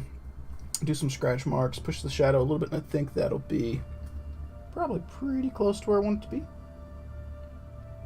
Might come in with a little bit of this dark blue here, and trace some of the panel lines I want to. So like right here, we'll put one, and we'll come up in here. And we'll like do the recess with it, kind of black lining, just to make sure that that recess is dark and crisp the way that we want it to be. And anywhere that it doesn't feel that way, we'll just come in and we'll put that in. I think that'll help a little bit. So, but on that note, guys, give me just a moment. We're gonna step away, empty the bladder, fill up our coffee, and then we'll come back and get some more painting in. In the meantime, if you got any hobby progress and you'd like to share with us, highly encourage you to throw up some links in our Facebook, our Discord, or tag me on Instagram, or all three if you want to be super baller. On that note, I'm going to grab some coffee, and I'll be back in just a few minutes.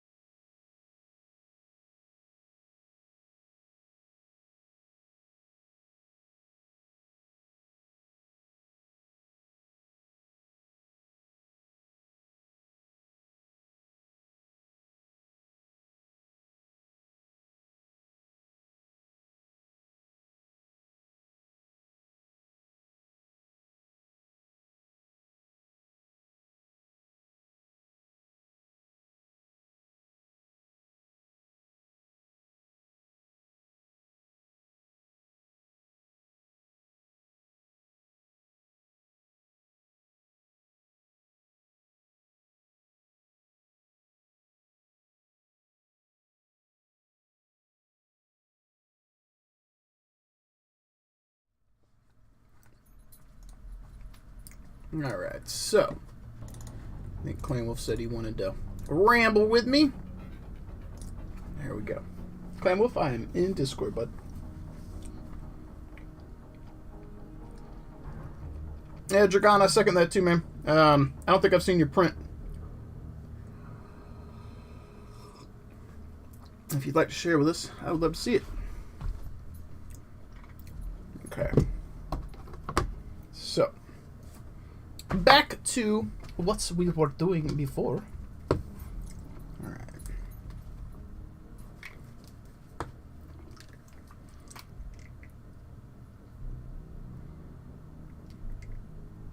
There we go.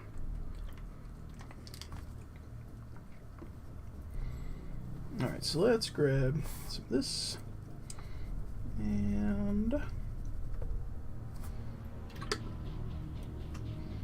little bit of that.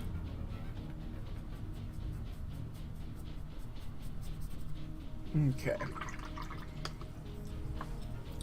So let's just grab some of this dark and push some of those areas there.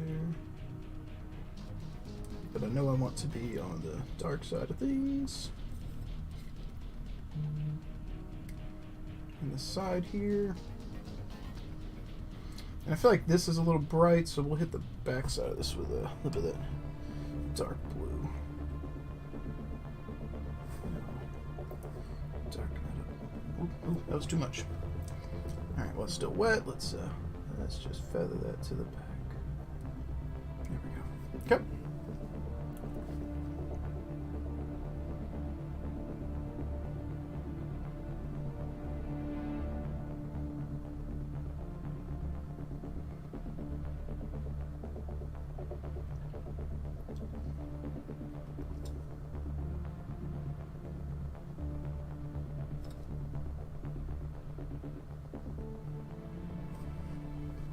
Okay. Now this one, which should be very faint.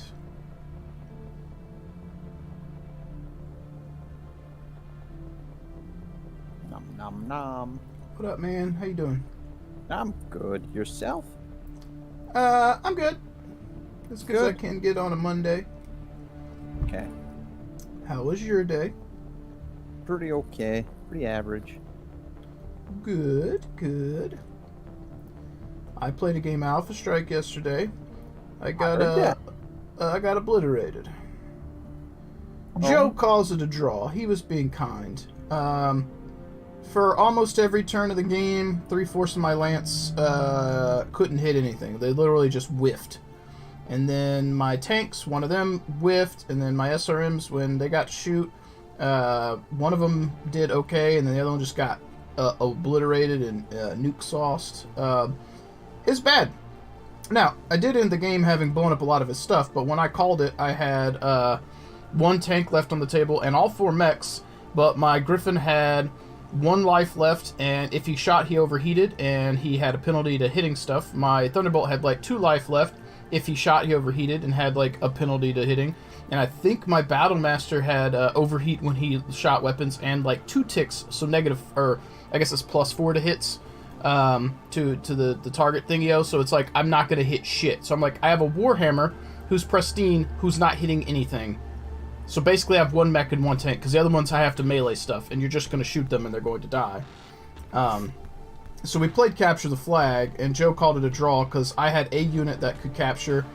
He had one who couldn't really get in range because it was awesome. He's the only one who could capture it. So he called it a draw, and I was like, but if we play it out, you're gonna table me. He was adamant we call it a draw, because I think he was trying to be nice to me. But yeah, I got obliterated. But you had fun, right?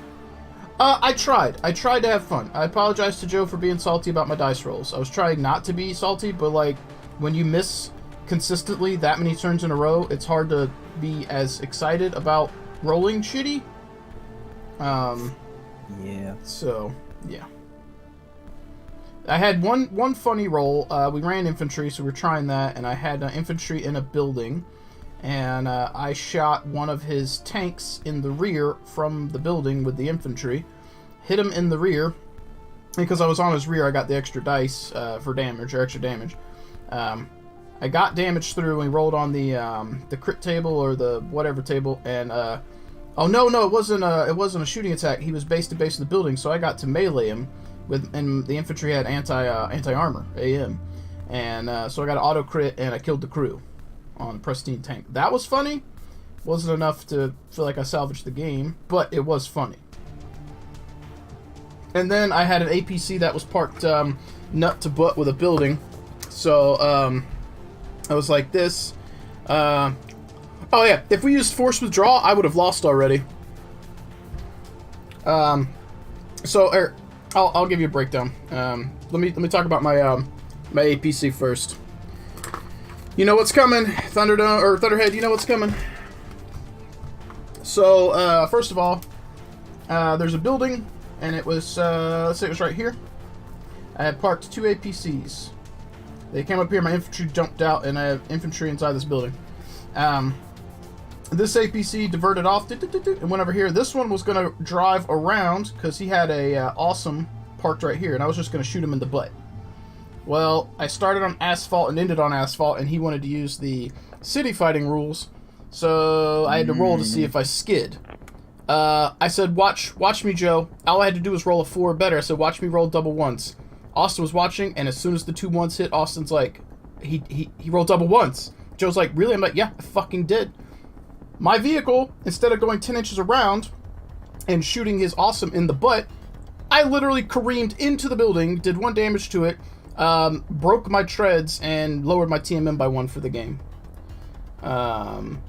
So, yeah, it was, I mean, he is kind of looking like a robot now. That's his arm, and here's his little legs.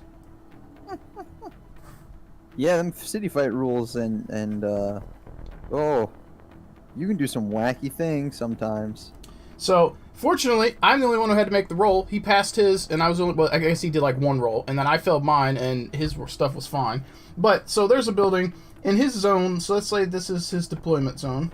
He had a flag token, and it was, you know, in this, basically like a box, and in my deployment zone, I had mine in a box. So let's say this is the halfway mark of the table. Here is where my stuff made it. I had my Thunderbolt, my Battlemaster, my Griffin was hiding here to protect this thing, my Warhammer, and then I had like a tank. By the end of the game, dead, alive, dead, APCs were both dead. These were half dead. He was standing over here at this point, half dead. And my Warhammer was sitting here protecting the zone. If we did force withdrawal, my units literally barely made it out of my deployment zone and would have just walked right off the table.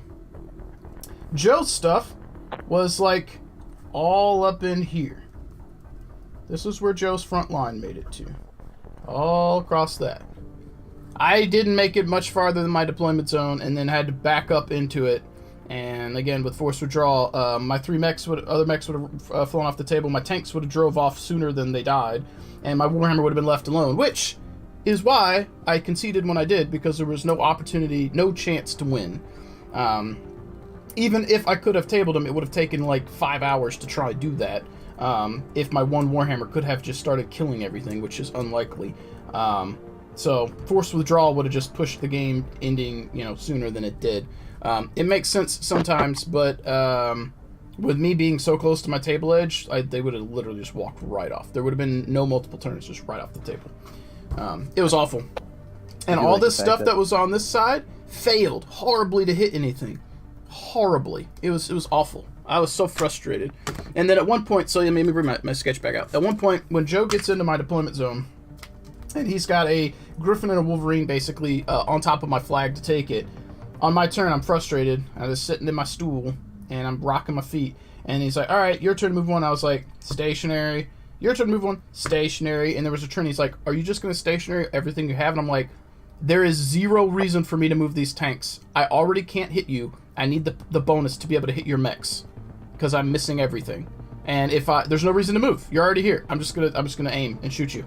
And then I proceeded to whiff everything. It was stupid. It's just stupid. And then that and half my tanks were damaged to a point where their TMM was dropped to 0 anyway. So it's like, doesn't really matter if I move. I don't get a bonus to my defense because my treads are all messed up on everything I have. It was stupid. I tried really hard to not be salty, but like when you roll that bad for so many turns, it's hard. Oh yeah. It's hard. I like how Bob called you out on it. What do you say? Sounds like your normal dice rolls. My Battletech dice rolls are not my 40k dice rolls.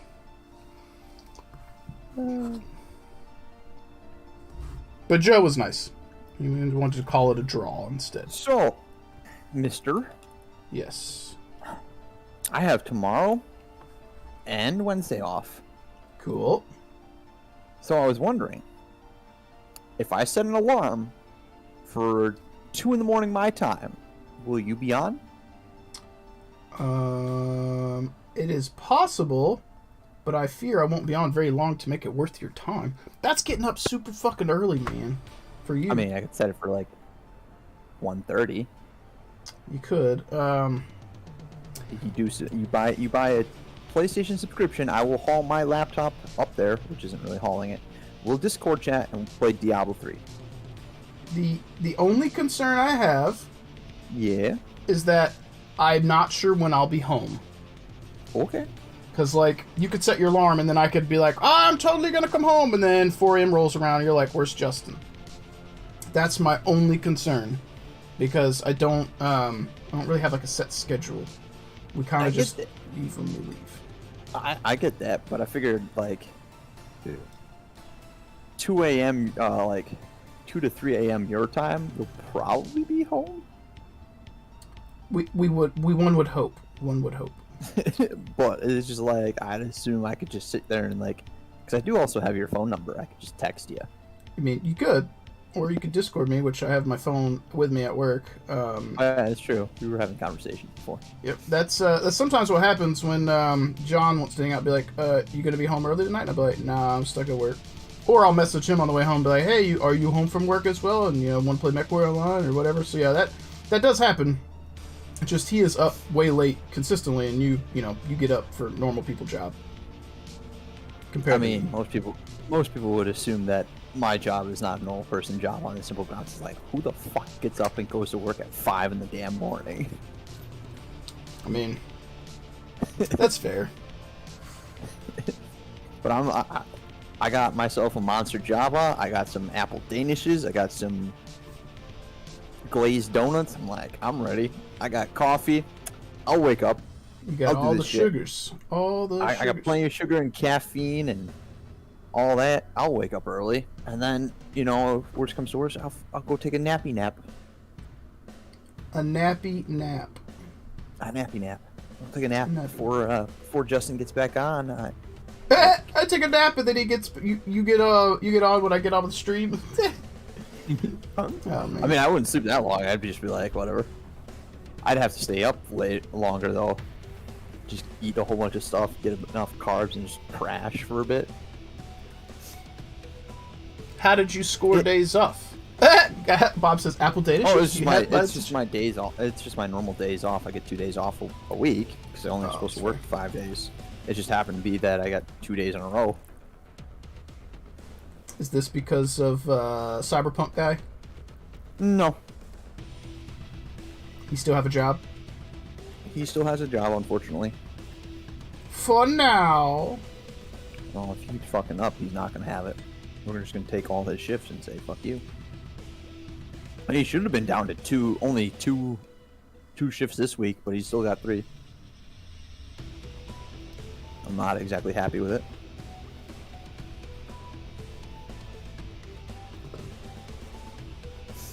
So, back to the old grindstone of doing a World Eater. Well, I'm glad that you have picked one up and did not go the commission route.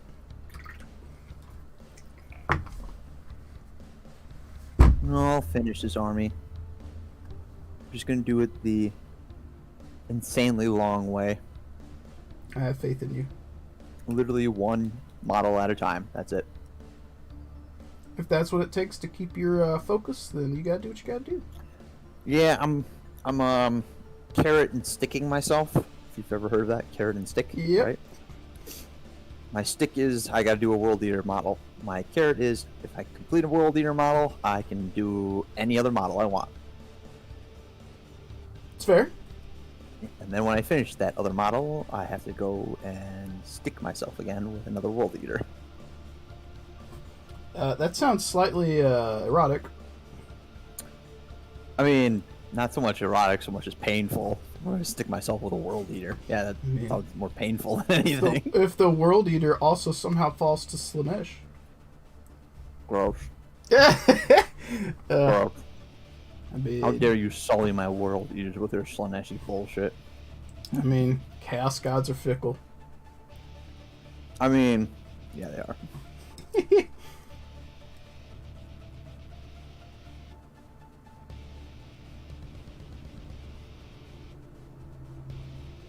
Yeah, we're gonna slowly finish these guys one at a time. Well, I'm glad that you're making progress, man. Whoa! It also means I'm probably only doing one Necron at a time. Well, are you having fun with the one Necron at a time? I mean, probably. How did you feel about the one you completed? I need to get the consistencies of my paint down more. That's fair. Because the frosting didn't work so well. Didn't work as well on the bayonet I did. Speaking of hobby stuff, did your package from me arrive? Yeah, the first one did on Saturday. Was there 2 coming? Yeah. Oh. The one that I won the gift box for. Oh! You know, from the raffle. Right. Yes. Which, the other one we're talking about. I got you now. Yeah. And I'm like, which is weird because I'm pretty sure you sent that. God, I don't remember when you sent that. Everything was delayed. Yeah, I'm holiday like, shipping and whatnot. I don't know what it is with your end. It's on your end too. That's the weird part. Well, there's a lot of stuff I've ordered that has been delayed, and there's stuff that, like Colby just got his packages from me from the holiday stream, and I still haven't got the package he sent me with my Mando rifle in it. Jeez. Yeah, but I think a lot of that has to do with where it's coming from. Like, my stuff is going through smaller areas than where his was coming here, so I think that some of the sort facilities outgoing from him were just delayed, and the stuff coming from me was not.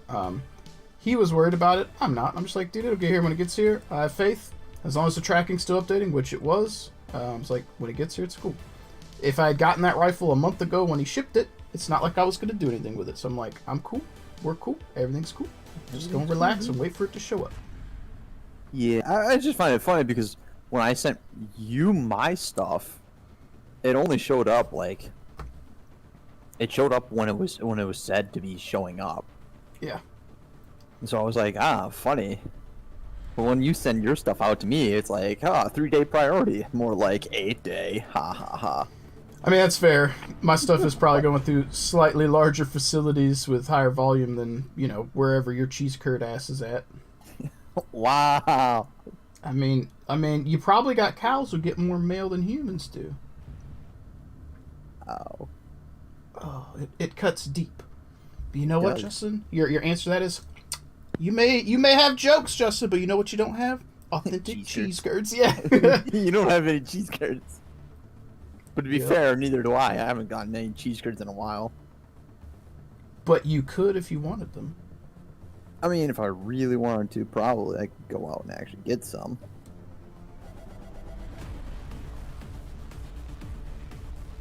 I can also always just order fried cheese curds too. See? Now you're just bragging. Almost any restaurant.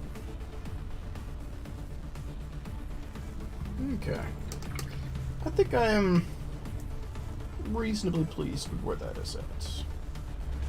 Except for right here. I'll do one more thing. This seems a little anemic, so we're gonna... So I bought a box of Immortals too. Immortals? Yep. Necron Immortals. What do you need those for?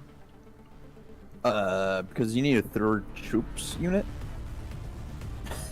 Generally speaking.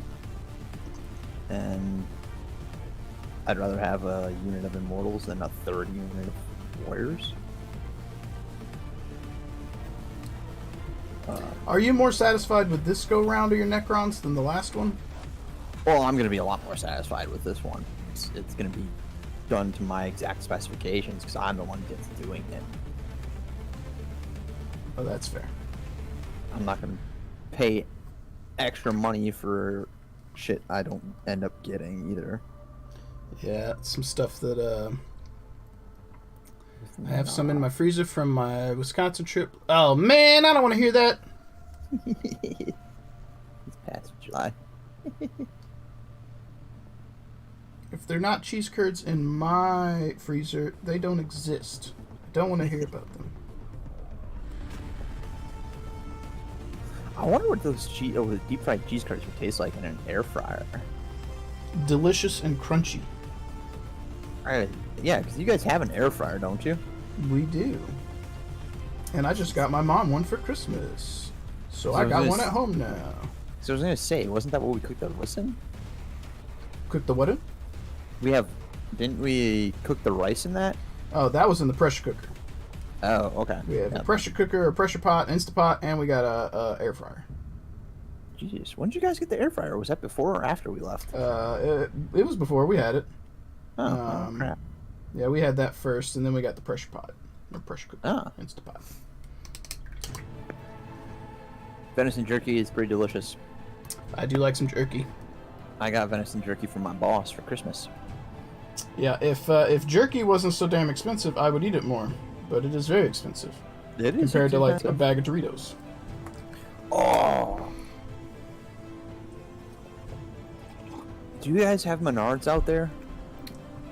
What'd you just call me? Do you guys have Menards? I have no idea what a Menard is. Okay. Menards is a lumber Lowe's kind of thing. Oh. I didn't know how big the chain if the chain was national or not. Because they have their own jerky. And it's stupid cheap. Huh. And my friend bought it when we were still gaming and whatnot. And he brought it in, and it's like $3.99 for like one of those large sized bags. Oh, that's not bad at all. I think it's $3.99 or $4.99, and we're like, okay. He's like, I haven't tried it yet. I'm like, and he's like, it's $4.99. I'm like, good lord, that's gonna be like some jank, ass, yeah, like ass jerky or something. Yeah. No, dude, this was freaking awesome. This is like comparable to like a Jack's Link's jerky bag. Yeah, I love some And jerky. they It's so don't- expensive. And they don't like fill it full of air, so it's like half a bag of air and then some jerky in it. This thing is Yep. stuffed with ridiculously large sized pieces too. Like I've gone to high-end restaurants and bought a steak smaller than these pieces of jerky. Nice. Oh, it was so good. So, assuming COVID's under control, you and Java trying to come down this year? Oh, hell yeah. Nice. If the vaccine stuff takes hold and everything's looking good, probably try and find some dates end of summer, August, September, somewhere in there. That might work for people. I don't know about summer though. Summer there sounds like it's miserable. Well, yeah. I mean, August, September is still gonna be miserable. Hell, I mean, a couple years ago we had a day that was like 90 degrees in December. So, I mean, who knows? I mean, It's North Carolina. To be fair, when Java and I were down there, like the coldest temps we were reaching at were like 3 in the morning, and it was 72. I'm like, that's fucking nuts. Yep, and that's North Carolina. We're Daft's in South Carolina, and it gets humid as shit. It's worse. Ugh. It's worse. Yeah, he says come to GA in the summer. Yeah. No. About that. North Carolina is about as far south as I will tolerate going. Yeah, I'm not. I don't particularly enjoy humidity. It sucks. Yeah. When I was my story about humidity was my worst one, or only one really. When I was in high school, I went to a leadership camp at the Citadel for JROTC, and one of the instructors was like, Cadet Hall, did somebody pour water on you? And I was like, no, sir, I'm sweating. The Air Force uniforms, they have like the baby blue shirt. Mine was baby blue on the bottom, and the top not so baby blue from the onslaught of sweat coming from my neck and my armpits. It was awful. Awful. That reminds me of when I went to boot camp for the Air Force. There you go. The only boot camp they have in the entire U.S. for Air Force. It's only one location. It's Austin, Texas. And, you know, if you've never been to Texas or anything, you're like, well, it's south. It's really hot. But the only thing they usually show is, like, everything's a desert. I'm like, okay. So it's going to be really hot. Yeah. 110 degrees. And no one tells you, oh yeah, it's about 90% humidity all the fucking time. Yep. I'm like, okay, 110 and dry, I can probably deal. 110 and 90% humidity. Jesus. Yep. Snoofy, I will show you damn cold. I should have gone to boot camp. I should have pushed it off to go later in the year to actually go in the wintertime. Cause Never heard of a Whataburger, by the way. Never heard of this thing. I would have done fine. Yeah, but Snoofy, where are you from normally? That's the question. Like, what state do you come from to begin with? Where do you hail from, sir? Washington's. Wow, actually, Seattle doesn't get cold winters. That's wow. Yeah, see, I come from Wisconsin. I know what winter is. Like, I know what winter is. It gets damn cold.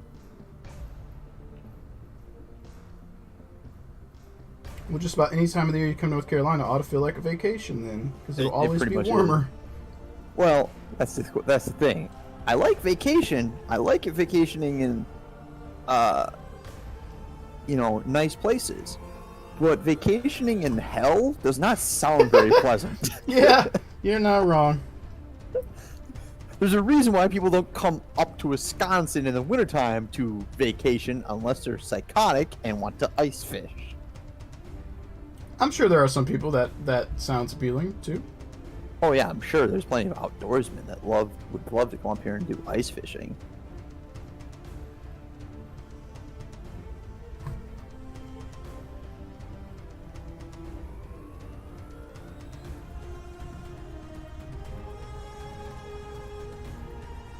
See, when I was a kid, we used to 80 degrees was usually like the highs here in Wisconsin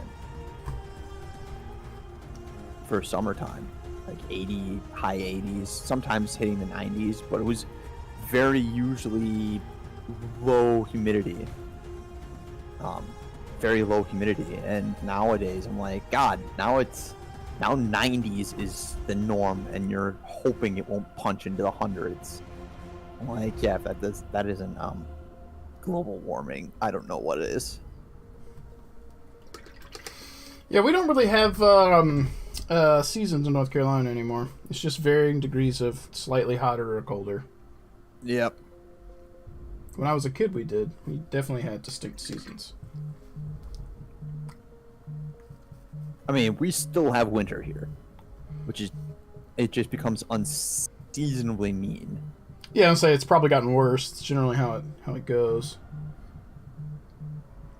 Like, this is probably the first year I've seen us have this amount of frost. Like, thick, heavy, windswept frost. Hello. Yep, I didn't know who it was. I didn't even... I'm sure you guys heard it before I did. I felt the vibration. Some kind of spam call from Los Angeles. Well, I meant hello because I hear the funk, like someone's knocking on the door. Oh, no, that was me setting the phone down. I was frustrated. Spam calls are stupid.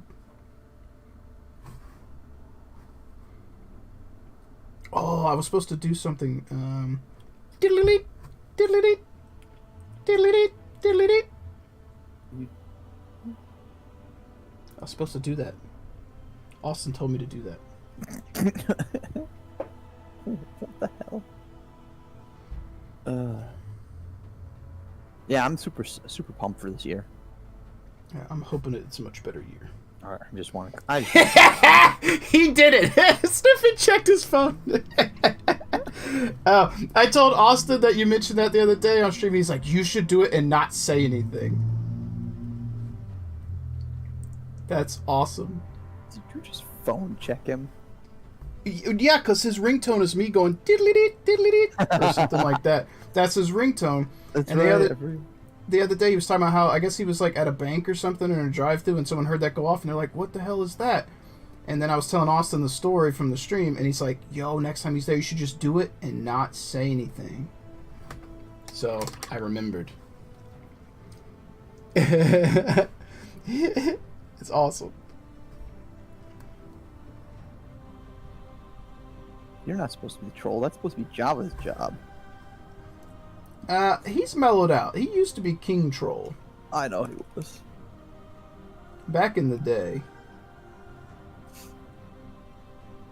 I'll sub to your channel if you get airbrush emotes. He used to say that all the time, and I'm like, work on it, I don't know, blah blah blah, and whatever my excuse was. Still don't have an airbrush emote. No, you don't. But if I'm honest, I do way more hand painting and blending than I do airbrushing these days. The joke used to be, oh, what's Justin gonna mask now? And then now I don't hardly mask anything. I was gonna say. Not that I don't still want to on things, it just hadn't come up. The joke used to be like, okay, now we spend 15 minutes unmasking. Yep. Back in the day.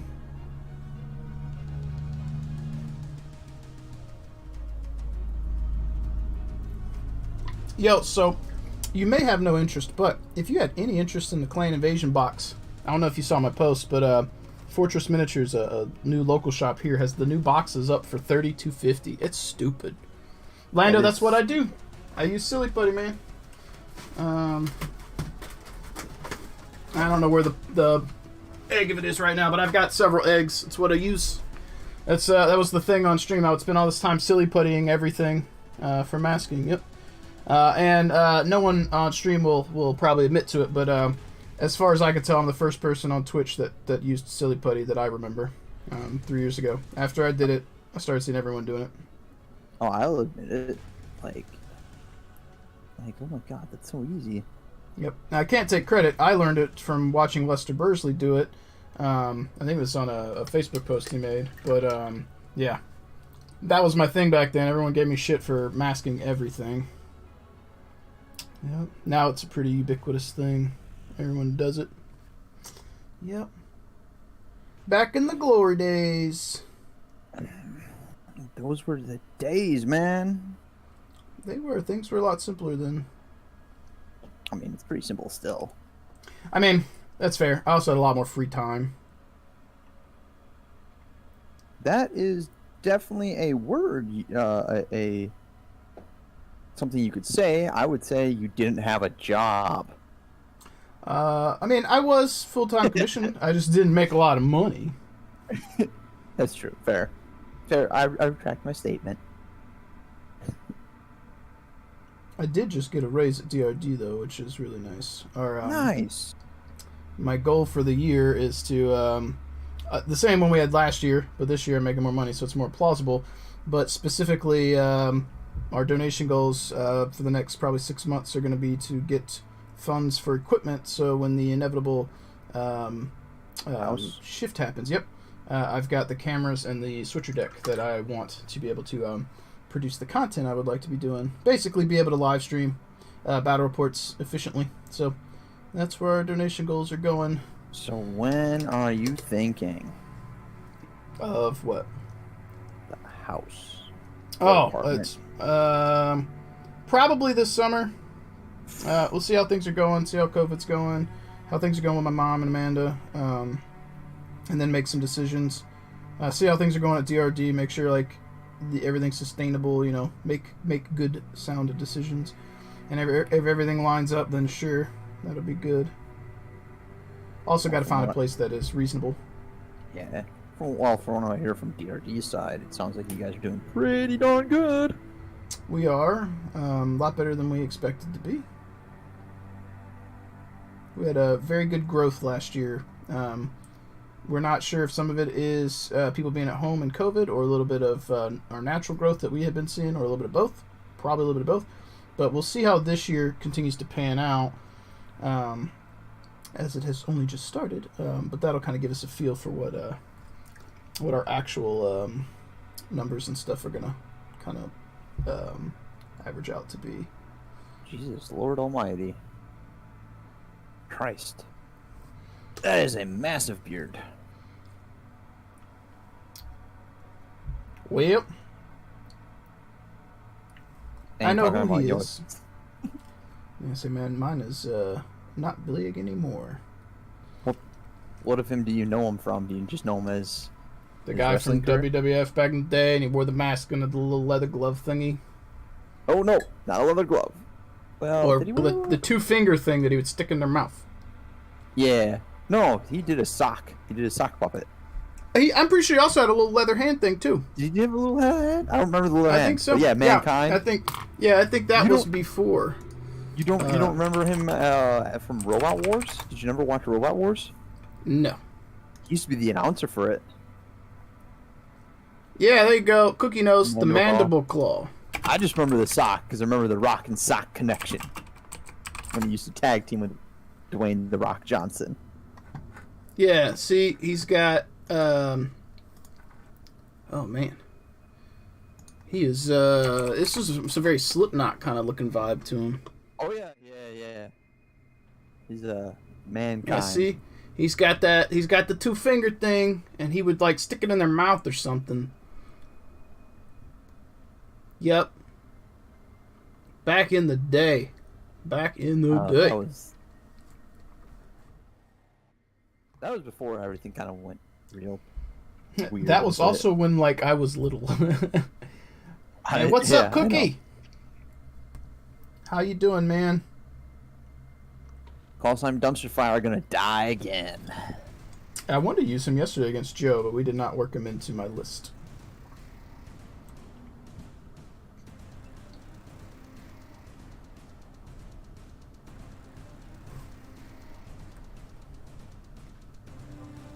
Ironically enough, had I used him, he probably would have been the only one to do anything, and it would have been funny. How does it feel to know that Dumpster Fire is the only one doing anything on your team? Like, grumble, grumble, grumble. Well, you're probably going to see another upswing in views. What's up? Why is that? Britain's going back on lockdown again until mid-February. Oh, interesting. He is back from repairs. He is ready to go.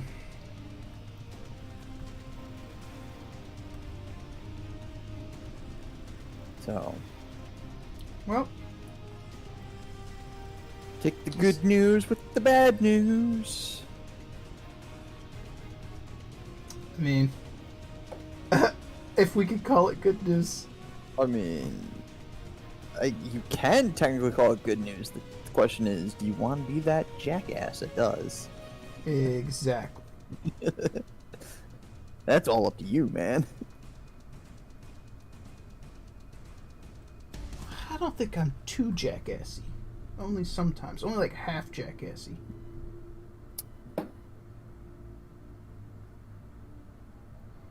So, Dragon says that he read about me in the book. He's read. He said I showed up in the first 80 pages. Yeah? He did not spoil it, though, because I had not read it yet. Good man. Good man. A half-ass.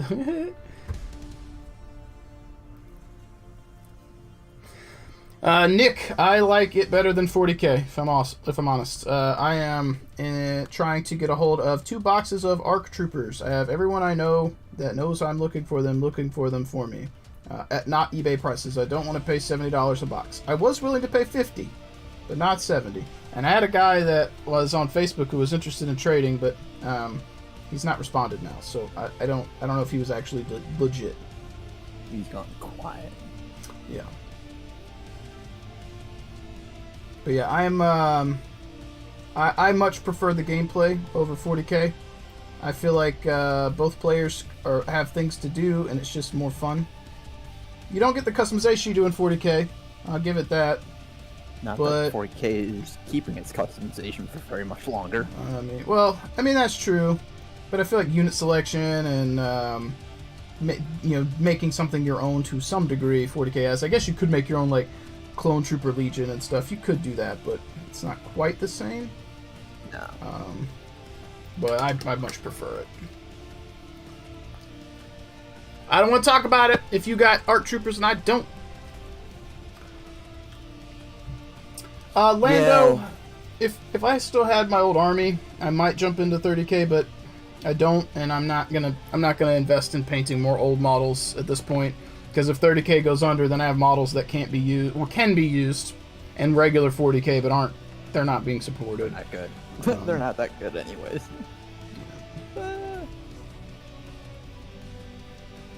But yeah, if I still had a whole army of old stuff, I would. But my Dark Angels are kind of in between, and I'm rubbing paint off of this guy's arm, and that is not good. I came to the conclusion of something hilarious on my way to work today. What's that? An Iron Warriors HQ unit has the potentiality of being a better Death Guard than the Death Guard do now. Well, there's that. Because you can, it's, oh boy, what is it? It's a relic and one of the traits you can use. And you can make them just this ungodly, unkillable thing. It's just stupid because of the fact that they got rid of They didn't get rid of it, they changed Disgustingly Resilient. So, Drago, if your local shop has any ARC troopers, you let me know, please. I will happily make a purchase. I need them in my life. Cookie, no, not all the Marines have passed through the Rubicon, if that's what you're asking. My biggest issue was just they're not really supporting the old stuff, and 30k may be thriving now, but it's probably a tenuous thing. Like, who knows if GW is going to continue, or one day if they're like, well, old stuff's out, new stuff's it. Their track record recently has not left me feeling particularly confident in what they're going to do. So, that's why. I have heard a lot of people who swear by 30k. It's just, I can't do it. I can't invest in another army for it. Yeah. But yeah, you give the your HQ in the Incendium relic. They get the demon keyword. They get +1 strength, +1 toughness, and +1 wounds. And then you gave him the Iron Warriors trait Iron Without, which gives him the 5-up. And, you know, if you're really crazy, you stick him in Terminator armor, so he's got the 2-up armor, 4-up invuln, and he's strength 5, toughness 5, 7 wounds with a 5-up shrug. There you go. And it's just like, wow, that's better than what Death Guard can do. Yeah, Nick, I have some of the Terminators for my Dark Angels. That's no Dark Angels. My Iron Warriors. I traded for them. I painted those up, and they're there. Even though they were a proxy, because Chaos, unless they changed it, weren't allowed to use the Horus Heresy variants, even though the Marines were. And I'm like, the Chaos are the ones who aren't getting new stuff, so they should be using more of the old stuff than the Marines are using. But that's not how they did it. Yep. Which was frustrating. It's a long shot, and by a long shot I mean it's not going to happen, but I really hope on this next Chaos Codex they're like, well, let's give them the Cataphracti. Let's be nice and finally give them a new special weapon because they're lagging behind on that, and be like, just give them the Volkite. So you get the choice between Volkite and Plasma and Melt-A-Gun and Flamer. And we're like, that's cool. That's nice. Really like that. I guess we'll see what they deem chaos worthy of, I suppose. Or a new heavy support that isn't a freaking demon engine. I'm so totally over demon engines. They're, ugh.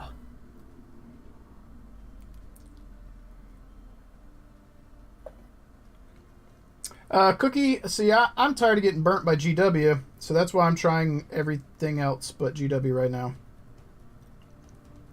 And at least with Battletech, the investment for it is not particularly expensive. And to a degree, the same for Legion. Like Star Wars Legion, you don't got to spend that much money to play that game. Especially since they brought the, I forget what the name of it is, there's a low model count rule set they put out. So you could just buy a starter box, play with somebody with that. Oh, what's up, Handley? That's another faction that needs a serious update. Orcs? In just their models. Yep. Because you stick the AOS orcs versus the 40k orcs, and I'm like, yeah, even though I can see that thing's just carrying a stone axe, that looks far more intimidating. Yeah, I mean, that thing will kill. Sigmar has fantastic models. Yeah. You have great models.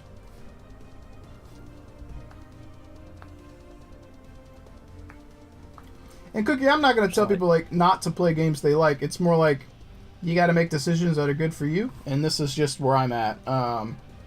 Like I can't keep up with it, and doing something that the monetary investment for me is a little less, and I can keep up a little bit easier, and I'm less stressed. Is just that's where I'm at. But if people still want to play 40k, I'm not gonna tell people not to. You know, enjoy the game you like. Just like War Machine, I don't actively pursue it. I wish it was doing better, but like if somebody wants to continue on, it's like, do you? I hope that the game starts to get some more traction. Like, I don't wish any ill will towards the gamer or the gamers who participate. It'd be like me and Java coming down and him telling you, well, I hope you guys didn't plan on playing any GW games because we're not playing any. And be like, well, oh, no, I'll play whatever you want to play. Shit. I just may not have a lot of new stuff for you to play against. That's fine. But Java will have some Battletech from me at that point, so he'll probably want to play some robots. I'll play robots. I got plenty of Battletech stuff I could bring down again and play. You should.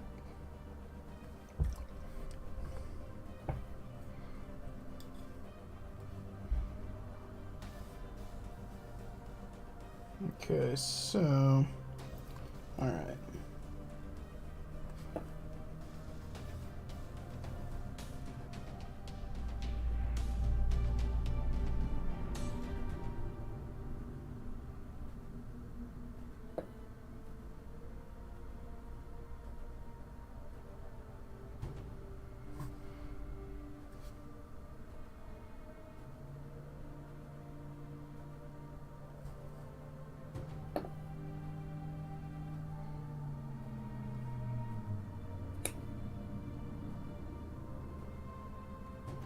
My only real issue with Army Painter paints, some of them, no matter how hard you shake them, they're the medium that's in the bottle just will not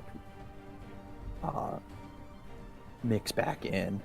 Yeah, I think most people have said that, even Army Painter might say this, that you're supposed to drain off a little bit from the top and then shake, but I may be misremembering.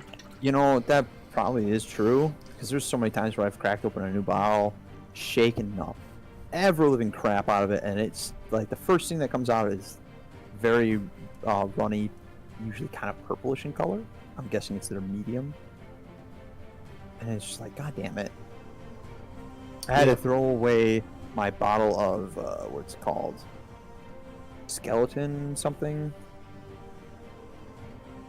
I'm not familiar with the paint line enough to remember. They're skeleton bone color, which is basically akin to Ushabti bone in coloration. That kind of light bone color. Because all of the medium had gone out, and I still had like a quarter of that bottle left, and it was just so thick. I was squeezing it. I thought I was gonna blow the top off of it. It's no bueno. I was like,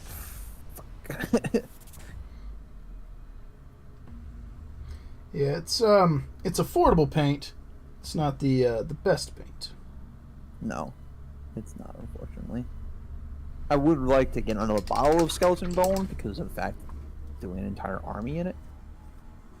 But if it's just going to do the same thing over and over again, I'm like, great, cool. Yeah, so Lando's confirming what I was talking about is a real thing. That's one company's brand that their standard paints have not done a lot with. I've used their washes and I've used their the little rust technical paint quite a bit, but because I have so many colors from other companies that are here, I end up not grabbing their stuff very frequently. I use their metallic. I do, yeah, I forgot that. I do use their metallic. I've used that for a long time. Gunmetal, plate metal mail. Their shining silver is a little bit hit or miss in my opinion. They did just drop a whole new line of metallics too. Did they really? They did. It's a whole bunch of colored metallics. Oh. Yeah, And then like, rough iron. But I'm a sucker for rough iron and the GW equivalent warp block bronze. 'Cause it's just a paint color that no one uses, and it frustrates me why I don't use it. Good color. Has a term iron in the name. Iron warriors aren't cool, therefore they don't use the paint. I mean, for army painters, rough iron, but for like GWs, I think I've seen a single tutorial video out of their entire catalog of tutorial videos that actually features warp block bronze being used in it. That's fair. And it's a base metallic color. Otherwise, they're like, nope, use Battletech gold or, Liberator gold if you're going with an actual gold. I think warp block bronze has a lot of personality to it by itself. It's one of those metallics that can carry itself. I've used it on my own. Huh? So it's a very live paint. It's got that very deep, dark, reddish brown metallic color. And I've used it on the trim on my Iron Warriors because it's this nice kind of earthy metallic color that it stands out, but at the same time, because of Iron Warriors colors, it doesn't it doesn't overshadow the metallic, and it kind of draws your eye in, but your eye catches more than normal metallic. That silver color of the Iron Warriors, and it pairs great with that dark kind of muddy yellow for their hazard stripes. Yeah. So it looks nice. It just doesn't get utilized that often for whatever reason. So you're talking about this paint. I've not actually used it. This is a new bottle. Rough iron. But I have it. Yeah. I don't know. I don't use the rough iron as much because of the fact that, again, it's one of the metallics of theirs that is a little too medium heavy. Yeah, Lando was saying that they do that so that they'll last longer in storage. Yeah. Which I feel like makes sense. Like, oh god, what color is it? They're, I don't like army painters, gold and stuff like that, because they suspend it. There's so much more medium in it that the flakes are so suspended in it. It just goes on super thin, and you can just see the metallic flakes so much in it. It's one of those types of paints where I've bounced around. When it comes to flesh tones and metallics, I try a lot of different brands. When it's a solid color, if I find something I like, I'm unlikely to deviate much, but when it comes to those, I bounce around a lot trying out new stuff. My probably most used metallic paints are probably from Vallejo. At least if we're counting all my experience commission painting, because I spent so long using those paints.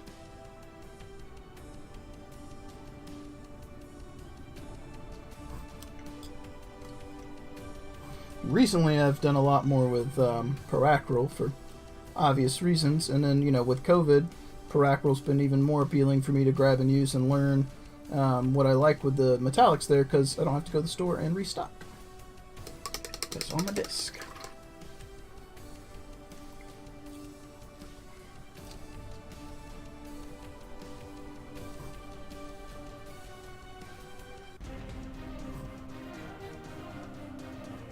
Yeah. So, sir, if we do play Diablo tonight, or What's up?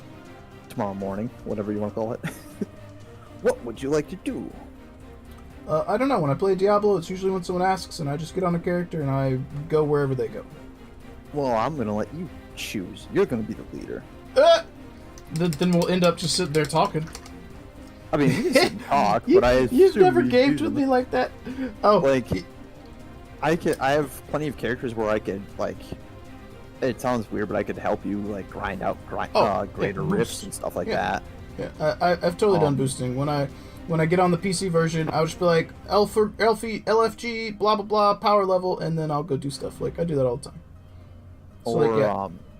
we could both start new characters for, season. You can keep working on the other one, and I could just tag along if I'm able to make it. Cause Oh, I don't have a season character yet.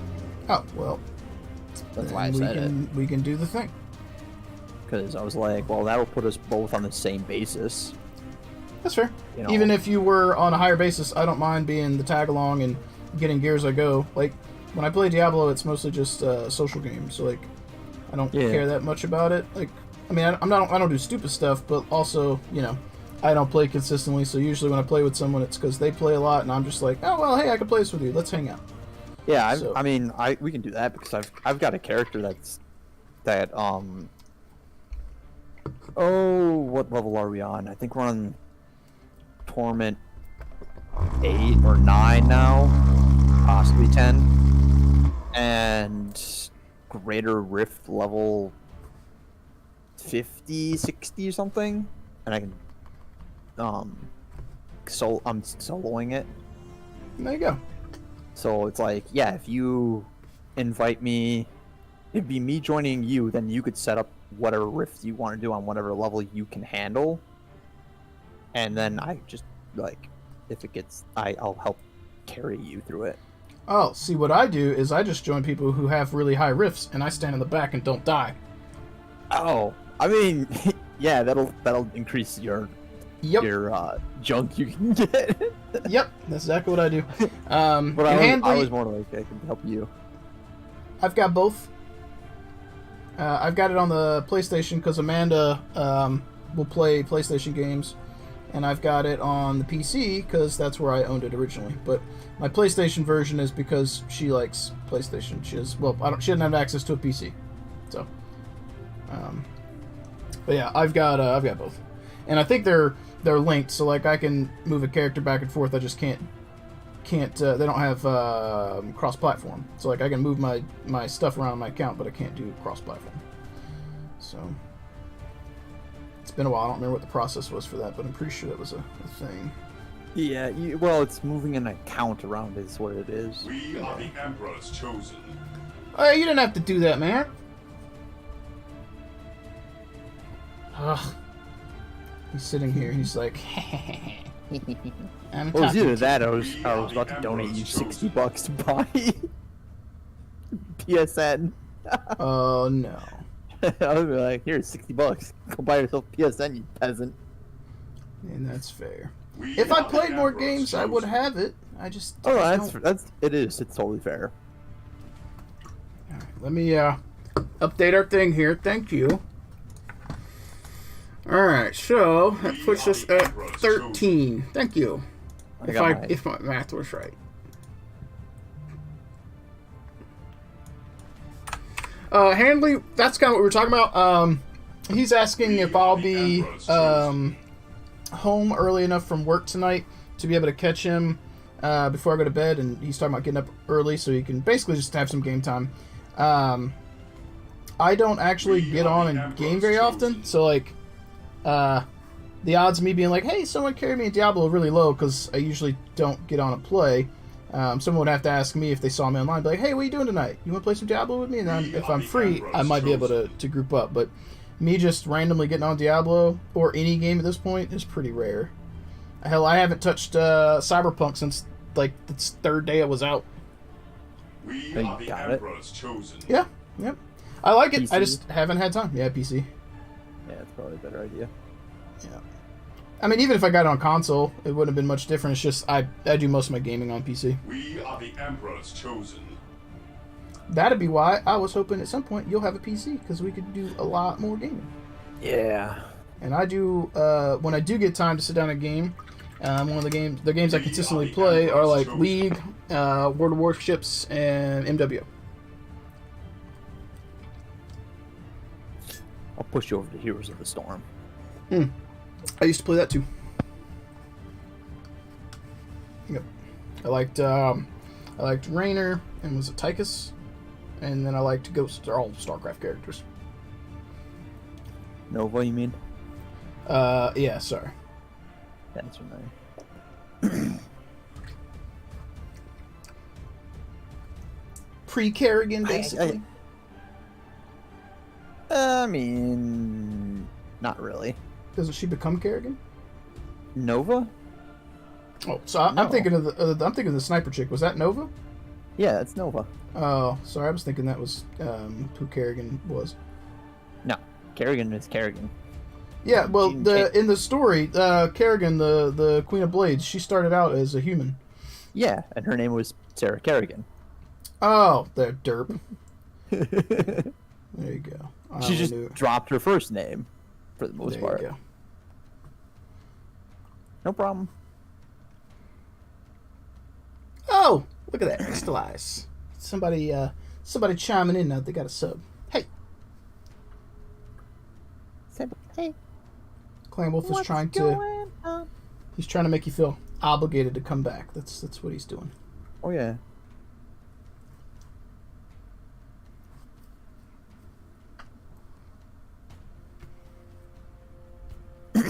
Ugh. Handley, how was your vacation, and how's school gonna be looking for you? I know you got that coming up. Probably going back soon, I imagine. Starts back up.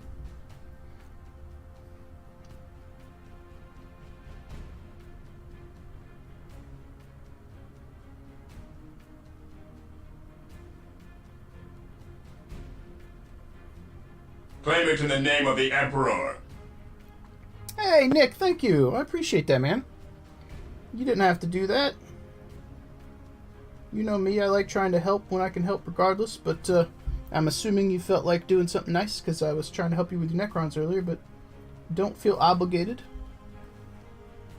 Okay. Do not think I used Ashen Gray. I should probably do the smart thing and write down. Do the painting. Paint diary. journal, Paint journal. which I don't do. I mean, I do sometimes, but lately I've been lazy. I should really be doing it since I'm doing the whole back and forth. Yep. You'd think that would be like, yeah, derpy. You should probably do that since you're going to go back and forth. Might be helpful.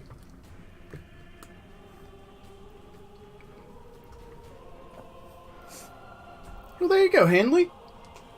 Hopefully that stuff will pay off and you'll finish and be able to move on to other things you want to do. Excel. The most horribly created program that no one ever really wants. Usually don't. We don't even use it anymore. We use Google Docs.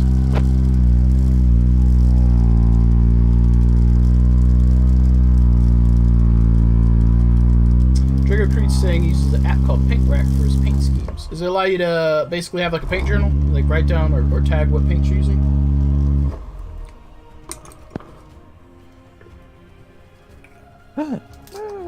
My pill bottle. Oh, my pills.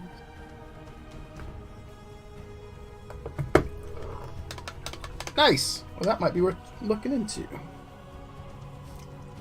Okay, Let's grab...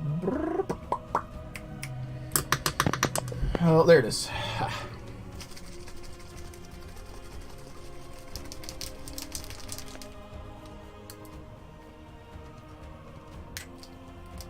that was really hard to open.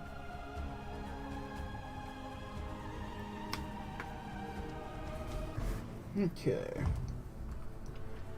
So I have to ask you, Justin. Okay. When's my next shipment of battle mechs coming in that I get to paint for DRD? When I'm actually printing some stuff, which hasn't happened. Oh, that's nice, Drago. I feel like I've heard of this app. Yeah, I haven't been printing stuff recently. I actually gave away a bunch of prints to some locals, trying to help them get into the game. That's okay. This is a worthy thing. I think so.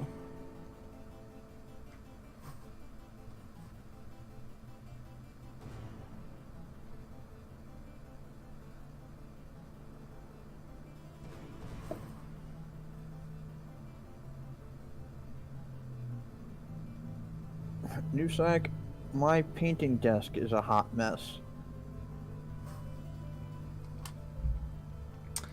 Yeah, my paint collection and area is not particularly organized. If I somehow come across a seeming organized on stream, I am doing a good job faking Lying it until everyone. I make it. Yeah. Well, you only managed to show off a very small chunk of it, so That is fair. I just realized my video stopped Your videos. quite a while ago. The stream? my side of it Oh. does that because my internet has hiccups because it's poop internet. The poop router. Hello, Flash and Dash. Hey! How are you doing, man? I hope you are doing better. I hope the holidays treated you well. I know when you first showed up, you were talking about school and figuring out what you want to do with your life, and hopefully you're maybe not knowing what you want to do, because that's a hard thing to tackle, but hopefully feeling a little bit better. You continue to pop in and hang out with us, and I think that is pretty awesome. So I appreciate it. We appreciate you. I try. Oh, no problem.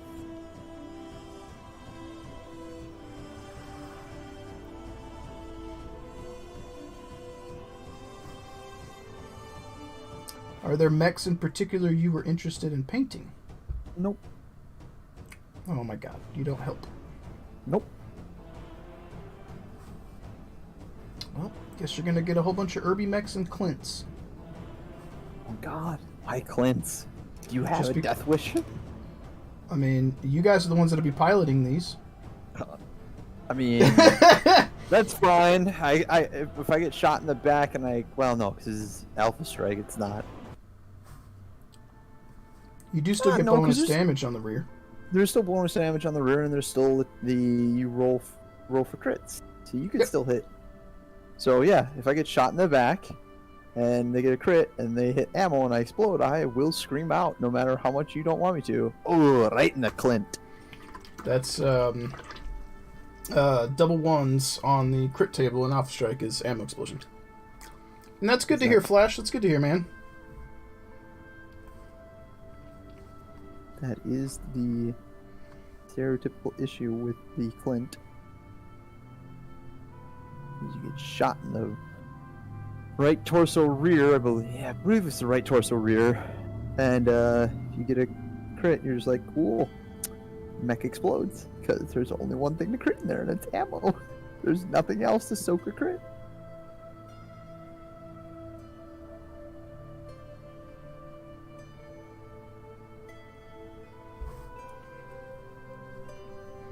It'll make for interesting gameplay.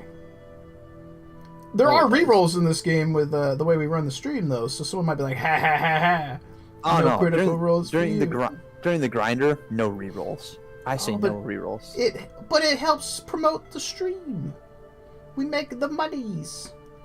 You don't make the monies unless you do the $5 thing. We'll see.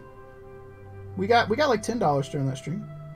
We can reserve them to only save dollars. me. Yeah, we can reserve the rerolls for the grinder event to only dollar values. Only dollars because it's gonna be long otherwise. Yeah. I still felt like the length of our last one was pretty good. It was like 4 hours, I think. This time you're gonna have at least 5 players is the goal, obviously. If not, actually the goal should be probably getting 10 players. So, I mean, we had you, Colby, me, and Austin, and that was 4 minimum. And then we had Mammoth and Dragon, that was 6. They're very active. Psycho was sort of active until he left. It's hard to be active when you leave. Exactly.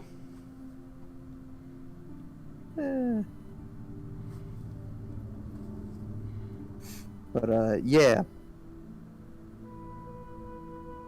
that is the key. Is the fact that it will definitely have to be a set the date first, and then be like, okay, now we open up tickets because you will know. The players will know in advance what date it is. They can ask if they can get the time off, and then, be and set. Java says make sure that the limits are actually working. You are absolutely right. Absolutely correct, yeah. I'm not sure what was causing the issue last time. Yeah, because there was definitely a time where I opened it up and I couldn't do the reroll, and it's like weird because I'm pretty sure we haven't actually hit 10 yet. Yeah. And then you've worked with it, and I'm like, cool, I can see it again. Yeah, I'm not sure what the issue was.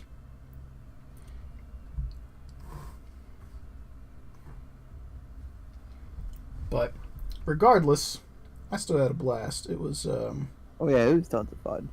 It was quite ridiculous.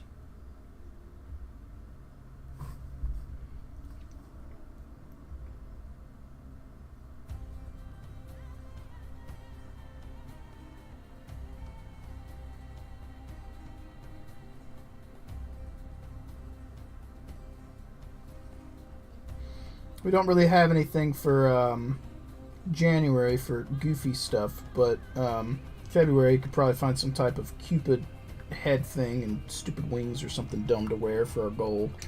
And then for May, if I can have Mando done by May, I want to do a donation goal where if we hit it on May the 4th, I will do a live stream where I play Legion dressed as Mando versus Adam from the shop. If we can hit the goal, and if Mando's done. There's a whole lot of ifs. But if he is, that's what I want to do. And I think that'll be hilarious. Also, I won't be able to see shit. That helmet's not particularly good for seeing out of. Got rid of the helmet. Can't take it off. Yep.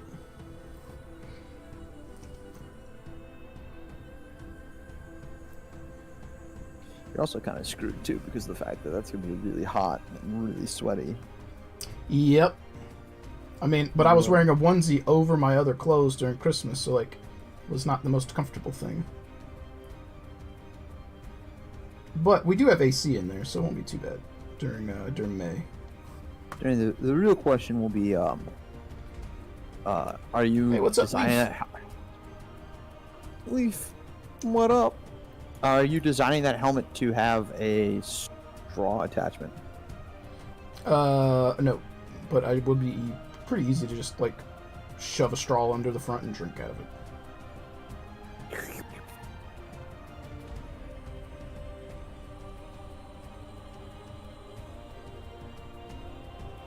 I should try and get Adam to wear Baby Yoda ears while we play.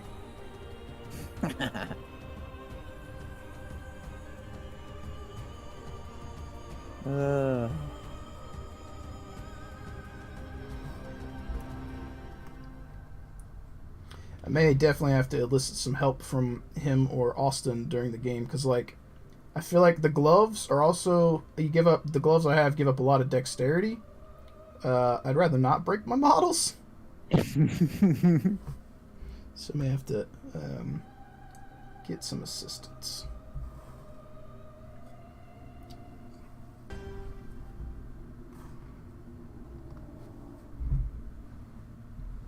Yeah, Leaf, I've had my share of coffee today. Coffee is life.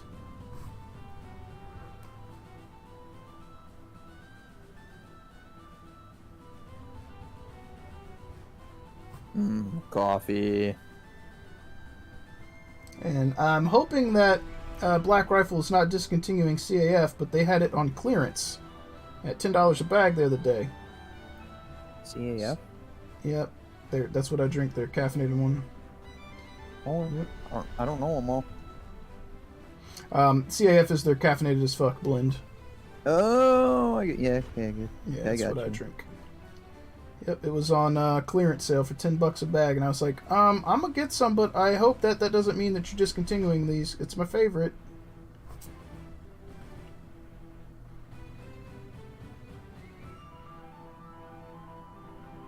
Please no, get rid of it.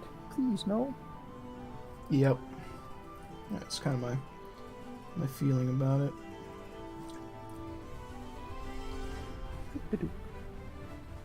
I did pick up some G Fuel, though, to try and help me cut back on energy drink purchases. So I'm hoping that'll arrive soon. We've been drinking some at the shop, and I like it pretty good. It's got a little bit more calories in it than the energy drinks I drink, but not much. I think a serving's like 25, so it's not too bad. And it'll save me a lot of money, because I was spending a lot of money on freaking energy drinks.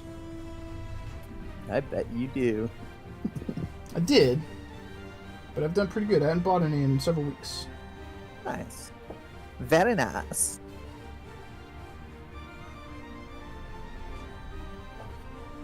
That one, boo-boo. Is that a boo-boo? No, that's not a boo-boo. There we go. Black and white.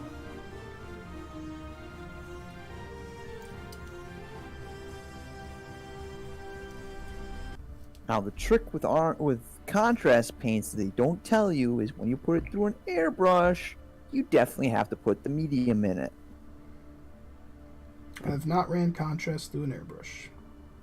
Yeah, if you don't run the contrast, if you're running contrast through an airbrush and you don't put the medium in it, it's not that it's not thin enough. The problem is that the pigments become so heavy.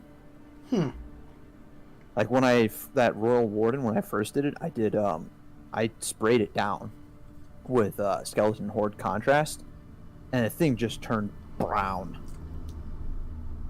Huh. Because their contrast paints, I don't know what it is when you do it, because when you're spraying it on, at first it's just like you can't really see anything to it. It's like, it doesn't look like there's a difference. Like you've even put any on, so you spray again over it, or you can just continue spraying because there's no difference at all. And then it hits, and it's like, oh my god, like I made a boo boo. Yeah, So I'll have to try it out sometime. I just haven't had anything to spray contrast on.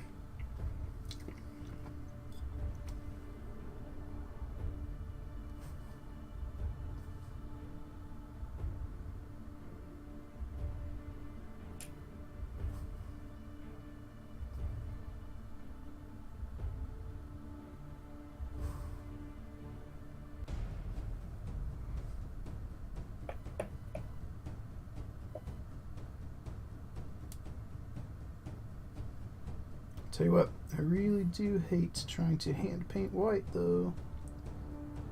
yeah. Yeah, Justin, let me talk to you about it. I'm painting some white, too. Yes. Please tell me all of your issues. He sounded like someone from Hannibal. Sounded like the guy wants to eat his feet.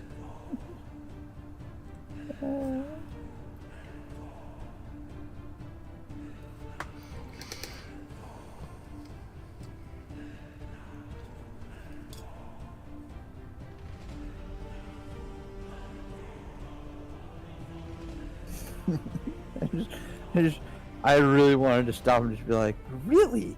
Do tell. I mean, at least you can commiserate. Yeah. About the misery. I suppose that it was also my choice to do checker pattern on this. Awesome. I could have just chosen not to do this. I mean, you could have also chosen a different color. That's true, but I thought the white and black would look great. Yeah, I mean, I'm not saying it doesn't. Just, okay, don't take this the wrong way. Oh, you're gonna talk shit about my paint job here. No, you just do that checker pattern a lot. Oh, man, it's fair. When's the last thing I did it on? I'm pretty sure you did it on the orc. Like 8 months ago, 9 months ago. You did it on your Dark Angel's Contemptor. You did it. Yo, that's part of Dark Angel's heraldry. That was also like a year ago. Do you have a Dark Angel's Leviathan? I do. I'm pretty sure you did it on that too, didn't you? I'm not sure. But to be fair, their heraldry does have it. Also, he has checker pattern here. Yeah, but you could have chosen like anything but black and white. Is what I'm saying. I mean, what other color would it look good with this? Gold, He'll have a gold stripe on his leg. silver. He's gonna have silver on the model. Like he's gonna have Purple? silver like and black right here. I'm not gonna do purple. I would not do purple because I already have purple on my lance. Like I want to keep the color That's on fair. that one side. That's fair. I forgot about that. So like, I mean, if I was gonna do that and it paired off well, like I could have maybe just done blue and white, so then it would have matched. But I want to keep the color consistent with the lance. Could have done gray.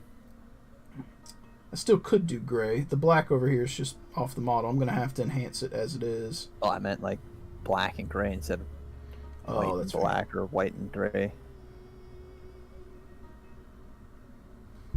You hear this guy's Clan Wolf is just—he's telling me my models ain't shit. No. You guys heard it. He said you do checker pattern too much and it's garbaggio. No, you do checker patterns well, there. Thank you very much. They do it okay. This is okay. That's pretty good. I mean, now you're just backpedaling, trying to be nice. I mean, He's like, I want to play Diablo, Justin. That's the best checker pattern ever. That's Damn it. the best Damn it, ever. he's catching on. Please do more checker pattern. And also Diablo. Look, man, it sounds sad, but you actually get to video game with other people more often than I do. I mean, that's fair. You get to RP more than I do, though. I mean, you're also... That said, if you get a computer this year, at some point, you're invited to everything I do. It's just really late in the evenings, usually, unless it's a day off, at which point it's still after Amanda time, so you're usually in bed. Yeah, pretty much screwed. But you'd be welcome. Actually, no, I wouldn't. If you set a specific day of the week for it, I wouldn't be screwed because I'd just ask for the next day off. Oh, that's fair. And I'd be like, yep. I mean, that's what I did for Kill Team. I was just Squad like, morale Kill Team's restored. on a Sunday and it starts at 12. Hey, Grod, thank you for the follow, man. Welcome. It starts at 12 and ends at like 4. Too bad. Sunday shift goes from 5 to 2, so I wouldn't have enough time. I mean, if I had a car, I could probably make it enough time. I could have made enough time. But as it stands, 25-minute walk just to get home. And then it's like 15 to 20 minutes from home to where we game. So by the time I get there, it's like 3 o'clock. Yeah. So I was just like, nah, you know Maybe. what? I'm off on Sundays. Maybe that's a 2021 goal, like a used car. Eh. Yo, I'd offer to sell you the Camaro we have dirt cheap, but I wouldn't be comfortable with you trying to drive that thing back to Wisconsin. Not a slight on your skills. It's more like, I don't know if that thing will make it. That's okay. I wouldn't want to do it anyways. Do you not like driving? I'm indifferent to it now. I used to be pretty okay with it. Like, I was a better highway driver than I was a I mean, I think a lot of people just prefer highway because they don't have to deal with idiots. Well, you still deal with idiots, but like it's not like bumper to bumper, stoplight to stoplight. I don't know, because a lot of people I talk to, they're like, yeah, I much prefer to drive in the city. Going that fast and with people as idiotic as they are nowadays. I suppose for me, the reason I prefer highway is I drive a manual, so I don't have to downshift or run through the gears every time there's a stoplight. Also, the Jeep is not particularly peppy, so when I have to take off a stoplight, people ride my ass because it takes a moment for me to get moving. And they're just like, he didn't instantly go from, 0 to 55. And then they get all mad, and then they swerve around me, and it's like, that's fine, dude, but, like, I'm not in a sports car. I'm going to get to the next stoplight about the same time you do. Yeah. I think the other reason is because, most people aren't real massive fans of like long ass drives, and when you're on the highway it's usually for a long ass time. Oh, I mean, when I'm on the highway it's typically going to Amanda's, so it's about 25-30 minutes. Yeah, I used to do 3-4 hour drives in a single go. Yeah, because that was back when we had to come down every other weekend. We had to come down to be with my dad. So I would drive.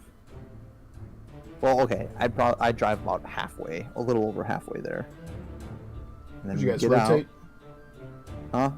No, Would you because we'd have a halfway point between my mom's house and my dad's house, and we'd exchange it there.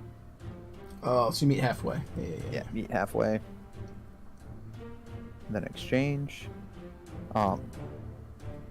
Really wasn't halfway, it was more on closer to my dad's house than it was.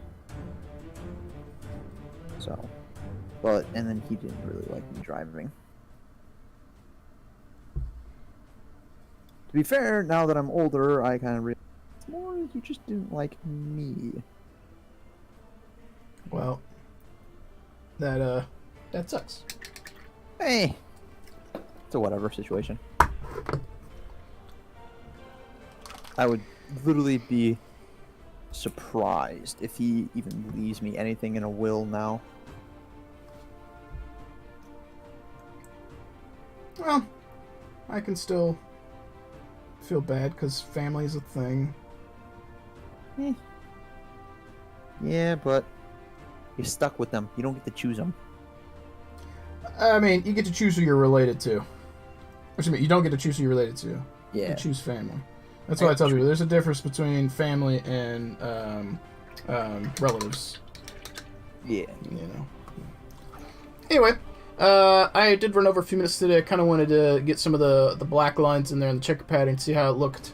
I want to come in and enhance the black because he's more of a kind of black gray. I want those checkers to maybe be a little bit darker than his armor, so there's a difference. But I think that'll look good, and I think it's gonna stand out. The blue is pretty poppy. The black is pretty subdued, but I don't want to spend a bunch of time trying to also equal the black out. I think once we get that gold stripe down his leg, that's gonna look pretty slick. And then we've got our T-bolts, and we've got our little urban mech, little Irby. I'm pretty happy with how these have been coming out. We're gonna be on the downhill stretch here because I've got the blue done, or at least as done as I'm gonna do it. And this is not my typical paint style, so trying new stuff. Hopefully I can hone in on stuff that I could do a little bit quicker on future Battletech stuff, because I have a lot of mechs that I need to get through. So basically sorting out ones I want to put the premium time-consuming paint job on, and ones where I want to just make them look good enough and move on will be something I need to do, which shouldn't be too hard. There's a handful of Intersphere mechs I really like, and a handful of Clan ones, and other ones where I'm like, meh. But then you get some where it's like, kind of feel like I need to do a better job. Like the for my Clanners, my first star, which I'm trying to do like this level of like absurdity to. I put that direwolf in it. It seems like if I'm running a star, I should have a direwolf. That's pretty iconic Battletech clan stuff. Particularly, I think that's a clan wolf likes direwolf too. I think. I mean, it's got wolf in the name. Yeah, so there's certain mechs, but then there's other ones where it's just like, I don't even know what this mongrel is. Let's give it an okay paint job, be happy about it, move on. So we'll see what I can come up with.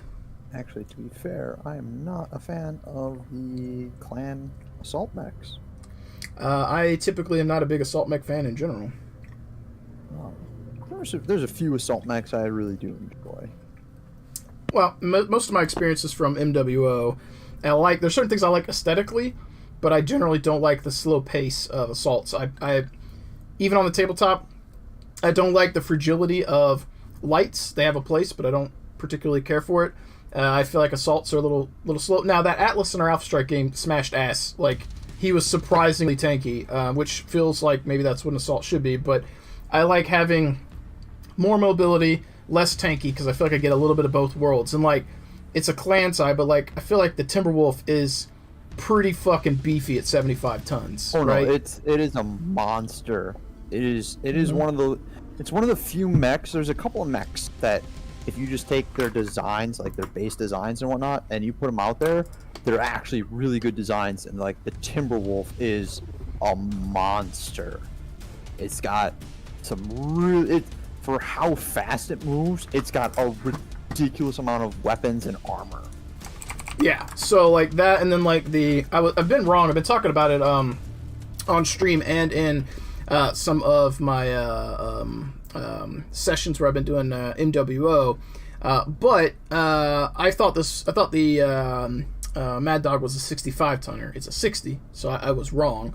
But even then, I feel like it packs a decent punch and it's speedy, right? It's lighter than the Timberwolf, but I feel like I don't know a lot about the fluff, but I do feel like my selection of air quotes favorite, like if I was gonna make take 4 clan mechs and just somehow have hijacked them and make a lance out of them, I think the Timberwolf, Summoner, Hellbringer, and the Mad Dog would not be a bad just 4 mech lance, which is why the Direwolf was just I'll just throw one in to make a star, because I feel like those mechs are all probably pretty good choices. The Summoner is, the Hellbringer is actually your odd duck out. Well, so I figured this guy would have been. No, it's actually a surprisingly good mech. It's just not for clan fighting. Because it's a really good support. The Mad Dog is an amazingly nice support mech. Like that's how I play my MWO too. Yep. If you had put them in the Inner Sphere would be like, yes, please, can we have more of it? Whereas the clans is kind of like, it's an odd duck out. Because it doesn't make sense because it's supposed to be one-on-one battles, and it's really good as a support. The Hellbringer is it is just a really weird mech all around, because it's just got all these different weapon systems. A lot of them aren't for the same purpose. Like, it has anti-personnel pods. Oh, I don't know enough about this shit to know that. I just know it can take a bunch of lasers. I knew that. So it can. It's just really weird. I don't want to get too far down the rabbit hole because I do gotta go. But if you haven't watched it and you're interested, there is a battle report with Ash and Owen from Guerrilla Miniature Games where they play Alpha Strike, and they're using the new clan box. So it's just the 5 clan mechs and the 2 stars of elementals, and so 7 units on the table, which was really cool because they in that, and I'm sure they could do it in Classic too, but in this one I didn't realize there were rules for it because they didn't give us a card for the damn elementals. But they can hitch a ride on the mechs like they should, and they can jump off. And in Melee, on the tabletop, they don't do a huge amount of damage in Alpha Strike, but if they damage a mech, it is a straight-up crit roll. Doesn't matter if you got armor, they crit you. And I'm just like, that's pretty dope. But anyway, Owen did a thing where I was like, yeah, some clanner fanboys out there are going to be shaking their finger at you because they're playing, and he takes the Ash's left flank. And Ash had a few mechs there, and the archer was there slightly behind cover, who was raining missiles on the Timberwolf and one other mech. And when they closed distance, Owen took his Timberwolf, and I would have done it too, but he took his Timberwolf and he went his full movement and wheeled around behind that archer and shot him point blank Alpha Strike, every weapon, or like the equivalent of every weapon, into the rear of that archer. And I was like, I don't think you did anything that would make a clanner do that to you. That is what you would do to win a game. That was not any way fluffy. He literally, like, they were one-on-one, and he just was like, nope. He ran over there, shot him in the back. And I was like, that's some shit my mercs would do. I don't know if that was following clan honor code there. No. But he did, like, Timberwolf to the rear, and he's pristine. Like, that's bad. It's not good. Oh. Yeah, but, like, I was talking to one of the guys about it. I'm like, I don't play clans. I'll use their mechs, but my mercs, there is no honor to be had if you're dead for us. It's like, we want honor while we're alive. If you stay in front of us, I will shoot you in the back, because we want to go home. We want to get paid. But clearly that's not a clan mentality. Like, honor is a big deal. But that's one benefit of being a merc. It's also the fact that, like, when you shoot people in the back, there's usually less armor protection and all that, and you have a higher chance of actually, like, annihilating the mech, because you'll hit engine or ammo, and it's like, yeah, we're trying to keep casualties actually to a minimum. Yeah. But that said, guys, I'm ran over today, so we're going to try and wrap this up quickly. We are going to throw a raid out to Sons of Rollo today. If you guys happen to go over there, hit that follow button, show some hobby love, and let them know who sent you. For everyone who has hung out with me, thank you very much. I really do appreciate it. I appreciate all your support. Hoping this year we'll be able to stay positive, and hopefully the stream will grow. We'll be able to do the things that I want to do along with you guys, but more importantly, I hope that 2021 is better for everyone. Not just myself. Like, I want to do well, but if I'm honest, if I got on tomorrow and no one was here because magically everything was better, that's a win-win for everyone. Like, I'll take a dip in viewers if things are going better for everyone and your lives get back on track. So hopefully that goal happens, but if we're able to get things back on track and also grow the stream, that is good. Big thank you to Clanwolf for the subs today and for hanging out and keeping me company in the chat. Hopefully you guys enjoyed the Battletech talk. But I'm not going to ramble too much longer because, like I said, we ran over about 15 minutes from when I would normally start my sign-off. So, as always, you know I care about you guys. I want to see you painting. I want to see you happy. So please, keep picking up those paintbrushes. Keep putting paint to model. And don't allow your fears or your anxieties to dictate what you do in this life and in your hobby. Continue pursuing the interests that you want to pursue. And if you start to feel negative or have any doubts, fears, anxieties, depression, worries, whatever, try and push that aside and lose yourself in the hobbies that you enjoy. And if you find that it's still hard to do that, lean on the community, whatever communities you may be in, whether it's the Discord community here we have, our Facebook, or another person's group, or another group of individuals you hang out with. Lean on them. Allow them to help you grow and help you to find that motivation, find that desire to start losing yourself in the hobby again. Sometimes we can lose our way, but there's no shame in leaning on others. It's what we do. It's what makes us human. It's what makes us friends. Sometimes you got to look to the guy next to you and you got to lean on him a little bit. And then once you've got your bearings and got your feet and you're moving, it may come full circle. That person stumbles a little bit and they need you. It's what it means to be a family. It's what it means to be friends with someone. So get out there, pursue your hobby interests, and be happy. As always, I hope that you guys get out there when it's safe to do so with your gaming communities, and definitely online. Post your work, Discords, Facebook, Instagram, anywhere you can. Post your work. Be proud of the things you do and try and promote the hobby. Promote one little post, one little picture at a time, a little bit of hobby happiness. And as always, despite being in a rush to get off the stream today, I want to end on a positive note. I want to encourage you guys to leave the world a better place than you found it in every sense of that statement. You never know what people are going through in their everyday lives, and it pays to be kind always. Those that you engage with may be having a bad day, a bad week, a bad month, a bad year, bad go at life in general. But I promise you, you are equipped, you are armed with the tools to bring to bear on people to make them have a better day, to have a positive impact on others. Simply by saying please, thank you, making eye contact, smiling, holding a door open, making someone feel like a valued human being can be that difference between a bad day and a good day for them, even if you're not there to see it. You can plant that little seed of happiness and that'll blossom into something amazing. There's enough negativity in the bullshit in the world, people. I highly encourage you guys to be a part of the solution and not the problem. Please, sail through this life leaving positivity and happiness in your wake. Here we are. As fast as I have made it, as fast as I could, we've made it to the end of the stream, so it's time to go ahead and get this raid going out to Sons of Rollo.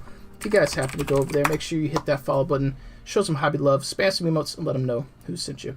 As always, thank you guys again for hanging out with me. Thank you again, Clan Wolf. We will be on tomorrow afternoon working on these mechs, and if Clan Wolf is here, we'll hang out with him again. If not, I'll still be here hanging out with you guys just the same. As always, highly encourage you guys to keep painting those models, keep rolling those dice, and I will catch you next time.